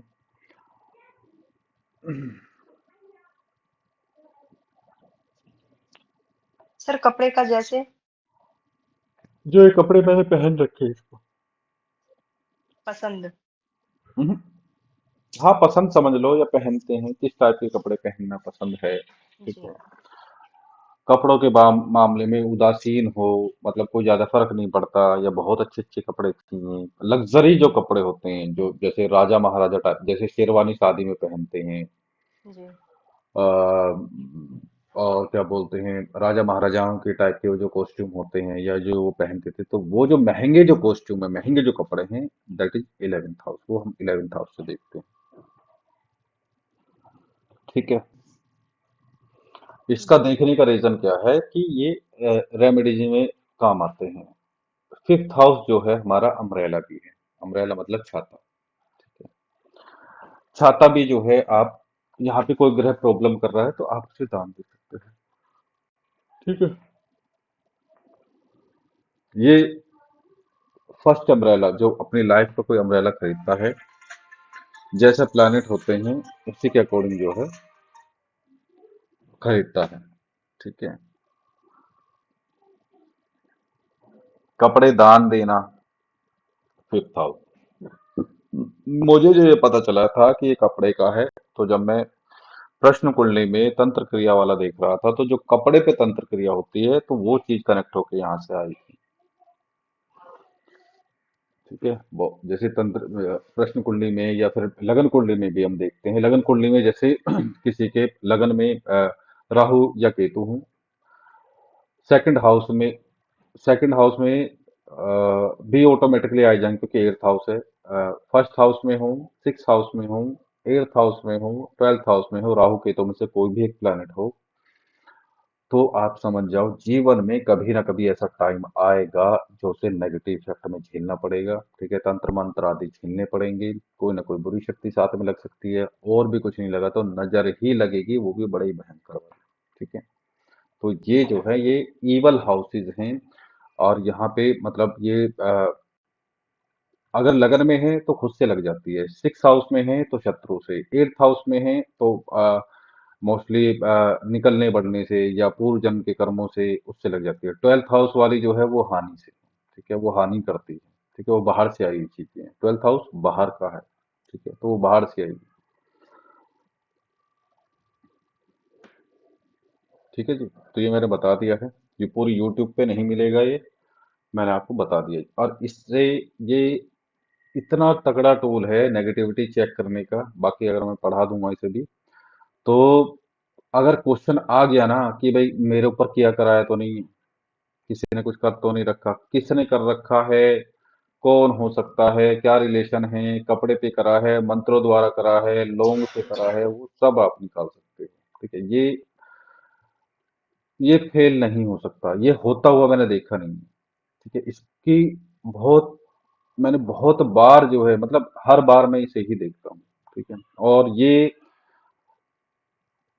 मुझे लग रहा है कि कम से कम 8 साल हो गए मुझे इस चीज को मेरे पास आए हुए, ठीक है। मैं माँ भगवती की पूजा ही करता था, मैं सोचता था कि यार ये कैसे देखूं मैं, ये कैसे देखूं मैं, ये कैसे देखूं मैं। तो ये ऐसे ही पढ़ते पढ़ते पढ़ते पढ़ते एक दिन आ गया मेरे सामने, और जब मैंने ये टेस्ट करा, इसके रिजल्ट बहुत तगड़े वाले रिजल्ट है इसके, नेगेटिविटी के लिए, ठीक है। संतान के लिए भी आगे जब हम पढ़ेंगे तो संतान के लिए भी बहुत अच्छे अच्छे हैं, ठीक है। यहाँ पे क्या है कि अगर जितने भी क्रूर प्लैनेट हैं, एक जैसे आपके मंगल हो गए, सूर्य हो गए, ठीक है, शनि हो गए, तो संतान कम रहती है, ठीक है। सूर्य अगर यहाँ पे है, तो अगर शत्रु राशि में है तो मोस्टली क्या है, संतान नहीं होती। गुरु भी जो है यहाँ पे क्योंकि जीव हानि कर देता है, संतान को लेकर चिंता कर देता है, ठीक है। लेकिन सर तो कारक है इसका, अच्छा इसमें सॉरी सॉरी सर। कारक है तो समझ जाओ, कार को भाव नाश है, ठीक है। तो क्योंकि सर फिफ्थ में सूर्य अगर नीच राशि में है तो कभी नहीं होती संतान। हाँ, उसमें जो है यही मैं बोलने वाला था, अगर यहाँ पे देखो शत्रु राशि में सूर्य हो तो यहाँ पे दिक्कत रहती है। ठीक है। और मोस्टली क्या है कि आप देखोगे जो पहली संतान है वो खराब हो जाती है, अबॉर्शन कराना पड़ जाता है या फिर मिसकैरेज हो जाता है। ठीक है। सेम रिजल्ट यहाँ मंगल के भी हैं, लेकिन मंगल के उसमें जो है सिजेरियन होके जो है बच्चे का सुख मिल जाता है। शनि के उसमें भी थोड़ी थोड़ी सी एज होने पे जो है बच्चे का सुख मिल जाता है, लेकिन संतान उतनी लायक नहीं होती है। अगर शनि की राशि या शनि की दृष्टि आ जाए तो लायक बन जाएगी। ठीक है, लेकिन काफी लेट उसे समझदारी आएगी। शुक्र हो शुक्र हो मोस्टली क्या है, लड़की देगा, और बहुत सुंदर सुंदर लड़कियां देगा, लायक होंगी। और जैसे ही शुक्र का और एक्टिवेशन वाला सुना, जहां भी शुक्र बैठा है जैसे ही आपको लड़की पैदा होगी वो हाउस एक्टिव हो जाएगा। अगर किसी का शुक्र सेकंड हाउस में हो तो आप समझ जाओ जैसी ही लड़की होगी तो आपके जो है बैंक बैलेंस बढ़ना शुरू होगा। शुक्र अगर लगन में हो तो आप जो है फेम प्राप्त करोगे समाज में। ठीक है, और वो किस हाउस का मालिक है? 10th हाउस का मालिक अगर शुक्र जो है लगन में बैठ गया है तो आपकी जॉब में प्रमोशन, जॉब मिलना, वो सब चीजें। अगर 11th हाउस में शुक्र है, आपको लड़की पैदा होगी है तो आपकी इनकम बढ़नी शुरू होगी। ठीक है, अगर शुक्र पिटा हुआ है, अस्त है, तो आपको प्रॉब्लम देखने को मिलेगी। आप इसीलिए मैं बोलता हूँ, जैसे कि कोई भी घटना घर में घटती है तो चार्ट देखो, गोचर देखो, प्रश्न कुंडली देखो, तो आपको वहां पे धीरे धीरे समझ में आना शुरू होगा कि ये घटना क्यों घटी है। मैं मैं अपने ससुराल गया हूँ, उसके पीछे रीजन है, कुछ प्लानिटरी कॉम्बिनेशन है। मैं अपने ससुराल में जो है 10 साल रहा हूँ, तो उसके पीछे कोई ना कोई जो है प्लानिटरी कॉम्बिनेशन होगा। कोई जो है, मैं मान लो घर जमाई बन गया हूँ तो उसके पीछे रीजन होगा। ठीक है। मैं अपनी साली से मिलने गया हूँ, उसके पीछे जो है मान लो मैं 2 साल बाद गया हूँ, 10 साल बाद गया हूँ, तो उसके पीछे आप वहां पे देखो, आपको देखने को मिलेगा। ठीक है। शुक्र अगर किसी के सेकंड हाउस में हो तो दो दो ससुराल भी हो सकती हैं उसकी। ठीक है, ससुराल से बहुत पैसा मिलता है या उसे धन मिल सकता है। आप आपको लगेगा कि यार दो दो ससुराल कैसे हो सकती हैं? आप लगाओ दिमाग, कैसे हो सकती हैं? सर वही दिमाग लगा रहे थे बैठ के अभी कि हाँ दो दो हाँ। ससुराल का मतलब दो शादियां। नहीं, अकेला शुक्र है वहां पे। अकेला शुक्र है तो वो शादी कराएगा, डेफिनेटली कराएगा। ठीक है। तो क्योंकि मल्टीपल मैरिज के लिए मैंने आपको लास्ट वाला टूल यही दिया था, वहां पे ग्रह देखो सेकंड हाउस में कितने हैं, दो हैं या तीन हैं, दो या तीन है तो मल्टीपल मैरिज है, लेकिन शुक्र अकेला वहां पे तो शादी एक ही है। और यदि कोई ग्रह नहीं है। कोई ग्रह नहीं है, लेकिन ससुराल का तो 8th हाउस है ना, तो वहां से दृष्टि शुक्र जो है वहां डाल रहा है।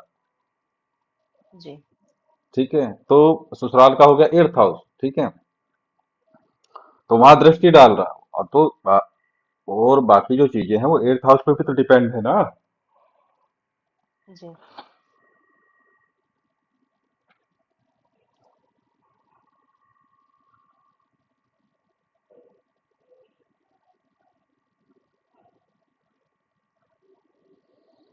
8th हाउस जो है और 8th हाउस का लोड जो है वो बहुत ज्यादा जो है उसमें है, क्या बोलते हैं उस पे, बहुत अच्छे ग्रहों की संगति है और दृष्टि है, इसलिए उसकी दो ससुराल है। ठीक है, दो शादियां नहीं है, दो ससुराल हैं उसकी। दो ससुराल से अब आप सोचोगे दो ससुराल हो कैसे सकते हैं? हुआ ये था कि उसकी जो पत्नी थी, अ, वो जब पैदा हुई थी तो उसकी जो बड़े वाली मौसी थी वो उसे लेके गई थी, लेके अपने साथ चली गई। हम्म। ठीक है। ले जाने के बाद में भी वो लड़की क्या करती थी कि भाई अपना जो है कभी अपनी जो रियल माँ थी उसके पास चली गई, कभी अपनी बड़ी वाली मौसी को। तो जो बड़ी वाली मौसी थी उसकी, मतलब उसकी माँ से बड़ी थी वो, तो वो भी उसे अपनी बेटी ही बोलती थी। और उसके दो लड़के थे, तो उनके लड़की नहीं थी तो वो लड़की को लेके गई थी। ठीक है, तो वो भी उसे अपनी लड़की, ओ उसे भी मम्मी, और अपनी बड़ी वाली मौसी को मम्मी कहती है, और जो उसके बड़े वाले मुझसे उन्हें पापा, और जो जो जो उसके रियल मदर फादर थे उन्हें तो मम्मी पापा बोलती थी। ठीक है, अब जो शादी हुई वो मिलके करी। एंगेजमेंट कहीं हो रही है, शादी कहीं हो रही है, सब कुछ मिलके, कभी वहां से उसका जो है जो खाने पीने का सामान आता है, कभी साड़ी कपड़े वगैरह वहां से आते, कभी वहां से, कभी वहां जाना, कभी वहां जाना, तो अब वो दोनों जो है ससुराल बन गई। ठीक है। हाँ सर, डबल पैसा हो गया। हाँ हाँ, तो अब देखो डबल पैसा भी हो गया, वहां से ससुराल से लाभ कहाँ से देखोगे? सेकंड हाउस से देख लो या एट्थ हाउस से देख लो, वहां से भी उसे गहने मिले हैं, वहां से भी दहेज मिला है, वहां से भी दहेज मिला। मैं कहा ठीक है जी, बढ़िया। ठीक है, तो वहां पे जो शुक्र बैठेगा ना सेकंड हाउस में, तो बहुत इस मामले में बहुत अच्छा है। ठीक है। और वो इस किस्मत के लिए तो ठीक है, मैटर वो नहीं है। उससे मजेदार चीज क्या है कि उस बंदे को जिसका वो चार्ट है, वह सेकंड हाउस में शुक्र बैठा, उससे नॉलेज आप, मतलब मोस्ट ऑफ द फील्ड की, क्योंकि सारे शास्त्रों को जानता है शुक्र, और वो मुख वाले स्थान पर बैठा है। आप किसी भी टॉपिक को उससे पूछो, वो बोलना शुरू कर देगा। वो वाणी वाले स्थान में, वाणी भी उसकी बहुत अच्छी है। ठीक है। तो आप ऐसे प्रैक्टिकल करके देखो, अब वो क्या बात करेगा ज्यादा, वहां साइन क्या है, किस चीज की एनर्जी को लेके आ रहा हो, वो बात करेगा। भाई सेकंड हाउस क्या है? सेकंड हाउस वाणी का है। अब मान लो किसी का मेष लगन है, जो आपको चार्ट इसमें दिख रहा है, तो वहां पे आप सेकंड हाउस में देखो वृषभ राशि है। वृषभ राशि किसकी है? पैसे की, पैसे की, वो पैसे की बात करेगा। अब यहाँ शुक्र, शुक्र की दूसरी राशि का है। शुक्र की दूसरी राशि राशि का है सेवंथ हाउस में। सेवंथ हाउस किसका है? उसका है, बिजनेस का है। ठीक है। तो वो पैसा बिजनेस, पैसा बिजनेस, पैसा बिजनेस। ठीक है। अब वो वाइफ को भी लपेट के लेके आ जाएगा अपने बिजनेस में, या फिर उससे भी जो है वो भी इसकी काम करने वाली होगी, वर्किंग होगी। ठीक है। या फिर जो है, जब तक शादी नहीं हो जाती, शादी, लड़का, रिलेशनशिप, शादी। ठीक है। और भी आप निकाल सकते हो यहाँ से। ठीक है, मैं थोड़ा बता रहा हूँ, मैंने इंडिकेट कर दिया, आप निकाल लो। लेकिन सर सेकंड भाव तो मारक का भी होता है। ये भगवान, मैंने मैंने एज का, एज नहीं बताई है उसकी। जी। मारक कब, मारक हम कब लेंगे उसे? जब कोई क्वेश्चन ऐसा आया हो, या फिर जो है हमें ऐसा लेना हो कि भाई आयु की गणना करनी हो। अब ऐसा तो है नहीं, वो मारक क्यों बोला गया ये बताओ। सर मारक का मतलब हम आयु से नहीं समझ रहे थे, हम ये सोच रहे थे नुकसान से, मतलब या अशुभ। मैंने बोला देश काल पात्र के अकॉर्डिंग एस्ट्रोलॉजी बदल जाती है। देश काल पात्र। ठीक है। काल का मतलब समय। तो उस पुराने टाइम में जब एस्ट्रोलॉजी के सूत्र लिखे गए थे, तो वो क्या था? वो उनके पास में कुछ नहीं था, वो पत्ते खा के ये मंत्र लिखते थे, वो श्लोक लिखते थे। ठीक है। ये मार्ग वैसी नहीं है, जो धन का संग्रह करता है वो अपने मृत्यु का सामान पैक कर रहा होता है। ठीक है, वो उसका भाव ये है। ज्यादा धन जी। इकट्ठा करना मरने के बराबर है। कोई पहले टाइम में आप 10 रुपए लेके बाहर नहीं निकल सकते, कोई भी गला काट देता था, पता है ना ये बात? अब जी हाँ सर। पहले कितने ठग थे, कितने लुटेरे थे। पहले वो गाड़ी वाड़ी सी, वो बैलगाड़ी सी चलती थी, या फिर पैदल जाना पड़ता था। जी सर, ये रीजन है घर सर। में भी जो है अजीब टाइप से जो है डकैतियां पड़ती थी, लोग गड्ढे खोद खोद के जो है अपने पैसे जो है दबा के रखते थे। हमारे खुद के जो बाबा जी हैं, उन्होंने यही कांड कर रखे हैं कि उन्होंने जो पैसे रखे थे, चांदी के पैसे चलते थे, तो उन्हें जो है उनमें भर के वो घर में दाब दी। उनके नाना से दबवाई थी, नाना गए मर वो दोनों जो है, वो क्या बोलते हैं उन्हें, वो मटके से, वो किसी को पता ही नहीं कि कहाँ दाबे हैं। जेसीबी से खुदाई कराना चाहिए था। नहीं, वो करा इसलिए नहीं सकते ना, कि जो हमें हमें जो पार्टीशन में जो जमीन मिली है ना, वो वहां मिली है जहां गाय बंधती थी। ठीक है। जो मेन जो घर था, जो रेजिडेंस वाला एरिया था, वो मेरे ताऊ के पास गया। ठीक है। हम्म। हम्म। अब हुआ ये कि चलो हम तो निकाल, हमें तो पता है कि ताऊ के घर में है। ठीक है। अब जो पापा के गुरु थे, वो बता के भी गए हैं कि आप ऐसे ऐसे जो है इस पैसे को यहाँ निकाल के लेके आओ, यहाँ अपने घर में लेके आ सकते हो। वो खुद ही खींची चली आएगी, वो तरीका बता गए हैं सब। लेकिन उसके साइड इफेक्ट भी साथ में बता गए कि जो पैसा यहाँ निकालेगा, तो भाई देखो बैकफायर उसे लगेगी, उसे जो है बहुत सारे साइड इफेक्ट झेलने पड़ेंगे। मैंने कहा जी ऐसा ही ठीक है। ठीक है। ये निकालने की जरूरत नहीं है, ऐसे ही ठीक है ठीक है। क्योंकि हाँ उसका सर, ऐसी रीजन है। कई कहानियां सुनी हैं। हाँ, और देखो मैंने भी इस बारे में बात करी, मेरी जो वो थी ना दादी जी थी और बाबा जी जो थे, क्योंकि मैंने ही उनकी सेवा करी है 106 साल, जब 106 साल के होके गए थे, काफी टाइम तक सेवा करी थी, लेकिन मैं अल्टीमेटली यहाँ आ गया था शहर में गाजियाबाद।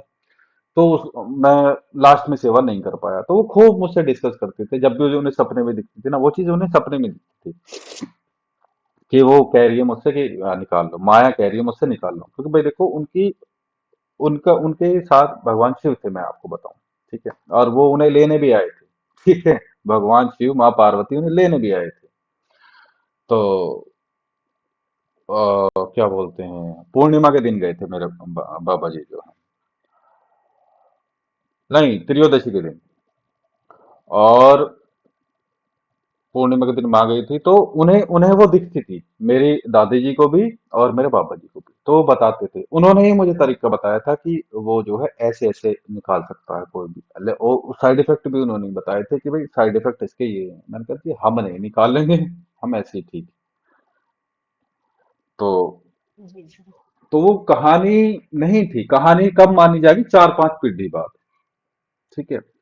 अब क्या है कि अब थोड़ी टेक्नोलॉजी आ गई, अब क्या करते हैं लोग, मेटल डिटेक्टर, डिटेक्टर जो होता है उससे पैसे, कोइंस वगैरह निकालना या कोई मेटल की चीजें वहां से निकालना, वो ठीक है, वो भी अच्छा बता के गए थे, तो वो ट्रांसफर हो जाती है वो चीजें। तो मुझे इंटरेस्ट, जो जितने भी गुप्त चीजें हैं, जितनी भी दबी हुई चीजें हैं, रहस्यमय चीजें हैं, प्लैनेट्स की, एर्थ हाउस की, उनमें बड़ा इंटरेस्ट है, उसी के चक्कर में था, क्योंकि जितने भी चीजें गुप्त है ना, तो फिर जिज्ञासा ज्यादा होती है उसे जानने की, जितनी चीजें गुप्त हैं। वो एक गांव में कहावत है ना कि भाई अगर किसी की पत्नी है, उसने अगर पर्दा कर रखा है, तो सब उसी को देखते रहेंगे कि कब हटाएगी कब हटाएगी, ऐसे ही एस्ट्रोलॉजी का भी है।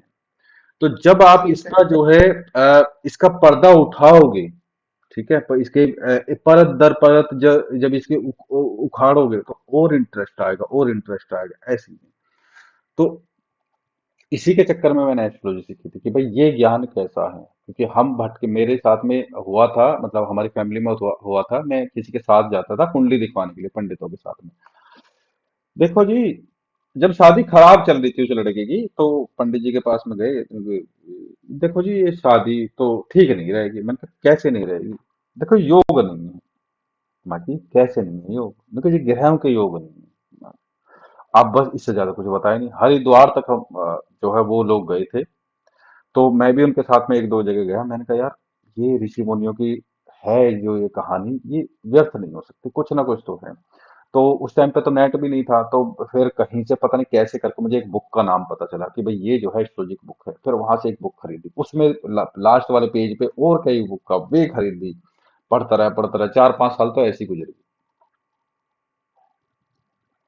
फिर बिना गुरु के देखो कृपा नहीं मिल पाती है, प्रिडिक्शन नहीं हो पाती है, निकाल नहीं पाते हैं, सेल्फ स्टडी के लायक ये सब्जेक्ट है नहीं। चलिए, आज के लिए इतना ही। जी सर। फिफ्थ हाउस हो गया, कोई डाउट है तो मुझे बताओ। सर डाउट नहीं है, लेकिन सर कुछ हम लोग को वर्क दिया करें आप। सुनो सुनो सुनो सुनो, सुरभि सो रही है, सुरभि जी सो रही नहीं नहीं सर, एक्चुअली मेरे हस्बैंड, नहीं मेरे हस्बैंड ले रहे हैं बहुत ज्यादा कराटे, वो ही ले रहे हैं। है। मैं इसीलिए म्यूट रखती हूँ। अच्छा चलो कोई बात नहीं। तो देखो, होता यह है कि आज एक ही सब्जेक्ट वो लिया था, हाउस लिया था, ठीक है, अब हम्म। थोड़ा चले गए ऑफ टॉपिक चले गए, लेकिन वो भी आप ही का काम का है, मुझे तो वो चीजें पता है, ठीक है, वो भी आप ही के काम की थी, कभी आपसे। नहीं नहीं बहुत सर, जरूरी वो था उस ये सब। चीज से सर नॉलेज मिलती है कुछ ना कुछ इन चीजों से, और हाँ थोड़ा मोटिवेशन भी मिलता है सर। हाँ बिल्कुल, देखो उसमें ये है कि भाई आपका ना मन करेगा कि भाई हम भी सिद्धि साधना करें, हम भी हाँ जी सर, हाँ हाँ। आ, आपको यकीन नहीं होगा कि भगवान श्री राम ने, अब पता नहीं, मुझे नहीं पता कि ठीक है या गलत है, कि भाई अब बोला जाता है कि भाई उसका जो है बकरे की बलि दी थी, फलाना ढिमकाना, ये सब हम्म। है, ठीक है। आप ये देखो अगर कहीं बोला जाए, ठीक है, मेरे पास में प्रमाण है इस चीज का। मैं स्नैपशॉट दे दूंगा जो संस्कृत के श्लोक हैं जो भगवान शिव श्री राम जी से कह रहे हैं। तो कि वो नग्न अवस्था में बैठ के माँ भगवती की पूजा कर रहे हैं, क्या कोई मानेगा? ठीक है। क्या उन्होंने जब माँ भगवती प्रकट हुई थी तो बकरे की बलि दी थी, क्या कोई मानेगा? ठीक है। तो ये जो सब हिस्सा है, ये जो सब हिस्सा है, एक तंत्र का हिस्सा है। ठीक है। और एक बात बताऊं, जो लोग ये माला फेर रहे हैं ना, जो ये बोलते हैं कि भाई ऐसा नहीं करना चाहिए, वैसा नहीं करना चाहिए, या पूजा ऐसी होती है वैसी होती है, मात्र एक शक्ति है जिसने ये वचन करे हैं। बाकी कोई ब्रह्मांड में कोई ऐसा हुआ नहीं जो इस बारे में कुछ बोल सकता। भगवान शिव, दीक्षा का जो कर्म है वो भगवान शिव ने बताया हुआ कि दीक्षा ऐसे ऐसे देनी है। भगवान शिव के सबसे पहले 7 शिष्य थे, सप्तऋषि। उन्होंने उनको जो है ये काम सौंपा गया कि जो मैंने तुम्हें ज्ञान दिया है उसे जाके अब जो है बांटना शुरू करो। ठीक है। तो ये सब चीजें परंपराएं वहां से चली हैं। जो कान में मंत्र फूकना, माला किसकी होनी चाहिए, 27 दानों की या 13 दानों की, 108 दानों की, 108 दाने हैं वो भी, उसके पीछे भी रीजन है। ठीक है। वो सब चीजें, तो ये सब जो है भगवान शिव का ज्ञान। ठीक है। भगवान, अब जो ये बहुत से लोग जो है भगवान बुद्ध को पहले आए थे, वो बाद में आए थे। अरे तो बेफालतू के नाटक है। जो आया गया वो ठीक है, वो जिसे जाना था वो गया। लेकिन आप इतना देखो, भगवान शिव ने 112 तरीके दिए हैं। ठीक है। मुक्ति पाने के, अपने ज्ञान प्राप्ति के, मोक्ष के। ठीक है। वो उन्होंने सीरियल वाइज दे रखे हैं, वो कैसे कैसे वो साधना है, कैसे कैसे वो काम करेगा, कैसे मुक्ति पा सके, सब दे रखा है। तो उसमें से भगवान बुद्ध ने एक चीज पकड़ी कि भाई अपनी सांस पे ध्यान दो, बस उसकी लय पे ध्यान दो, बाहर क्या हो रहा है छोड़ दो, बस अपनी सांस पे ध्यान दो, सांस पे ध्यान दो, गहराई में जाओ, गहराई में, या तो यहाँ फोकस कर लो या सांस पे। भगवान बुद्ध ने वो चीज पकड़ी और बस उसी के पीछे पागल हो गए वो। ठीक है। उसी से ही उन्हें ज्ञान प्राप्त होगा, उसी से ही उन्होंने जो है मुक्ति पा ली। ठीक है। अब उसमें बहुत सारे लोग घुसेड़ते हैं कि ये है वो है। अरे तुम जिसका कंपैरिजन कर रहे हो ना, वो बहुत बड़ी चीज है। ठीक है। जब हम, मैं कभी, एक तो टाइम नहीं होता, कभी पढ़ता हूं तो मैं अपने आप को कोसता हूं कि मैंने शादी क्यों कर ली। वाक्य में मैं अपने आप को कोसता हूं कि मैंने शादी कर क्यों ली। ठीक है। तो लेकिन वही है कि भाई माँ भगवती को ये है कि भाई गृहस्थी चलवानी है, और देखो ये ऐसे मोक्ष इसके बिना नहीं है। ठीक है। मैं बताऊं, ये चीज भी हमें करनी पड़ती है, ये चीज अच्छे से करनी पड़ती है, इज्जत देनी चाहिए। मैं तो लोगों से यही कहता हूँ कि भाई देखो, मेरी जो पत्नी है वो माँ भगवती की ही स्वरूपा है। ठीक है। और उसे भी मैं प्रूफ कर दूंगा विद श्लोक। ठीक है। कि कैसे जो है हर एक स्त्री जो है माँ भगवती की स्वरूप में, कैसे हर एक पुरुष जो है वो भगवान शिव का स्वरूप है। ठीक है। और कभी मौका मिलेगा तो वो स्लाइड में दिखाऊंगा। ठीक है। क्योंकि उससे क्या है कि जो हमारा ईगो है, जो हमारा हमारा अहम है, वो टूटता है। हम बड़े काम बनते हैं, हम सॉफ्ट नेचर के बनते हैं। हम जो है अपनी पत्नी की जो है इज्जत करना सीख जाते हैं। ठीक है। और भगवान शिव ने जो पूजा करनी बताई है वो भगवान शिव ने ही बताई है। ठीक है। श्री राम ने जो सीता की पूजा करी है वो क्यों करी है, कृष्ण जी ने जो राधा की पूजा करी है वो क्यों करी है, वो भगवान शिव के कारण करी है, उन्होंने बताई है तो उन्होंने करी है। हमारे यहाँ क्यों जो है ये छोटी बच्चियां होती हैं या लड़कियां होती हैं या औरतें होती हैं, वो क्यों पूजनी हैं, वो इसीलिए। ठीक है। वो भगवान शिव बता रहे हैं, उसमें बहुत खोल के बता रहे हैं, बहुत सुंदर। मैं कभी शेयर कर दूंगा, पढ़ लेना आराम से। ठीक है। और आप सभी फीमेल हो तो अपने हस्बैंड को जरूर पढ़ाना। ठीक है। पर उसमें वो है कि साइड इफेक्ट ये है कि भाई आप अपने साइड से दोगे और पढ़ाओगे तो ये लगेगा कि भाई पढ़ा रहे हैं, मुझे सिखा रही हैं। जब कभी किसी मेल को, अगर किस्मत रही किसी मेल को वो चीज प्राप्त होती है तो ऑटोमेटिकली जो है उसके भाव जो है बदल जाते हैं। तब पता चलता है कि शादी क्यों करते हैं लोग। ये विधान जो है भगवान शिव के बनाए हुए हैं। ठीक है। कि भाई शादी किस लिए करी जाती है, और उसके कर्म क्या हैं, कैसे इससे मुक्ति मिलेगी, कैसे इससे जो है आपके जो है आगे के रास्ते खुलते हैं, वो सब बताया हुआ है। चलिए, आज के लिए इतना ही। सभी को जय माता दी। जय जय माता दी माता sir. The. Thank you sir.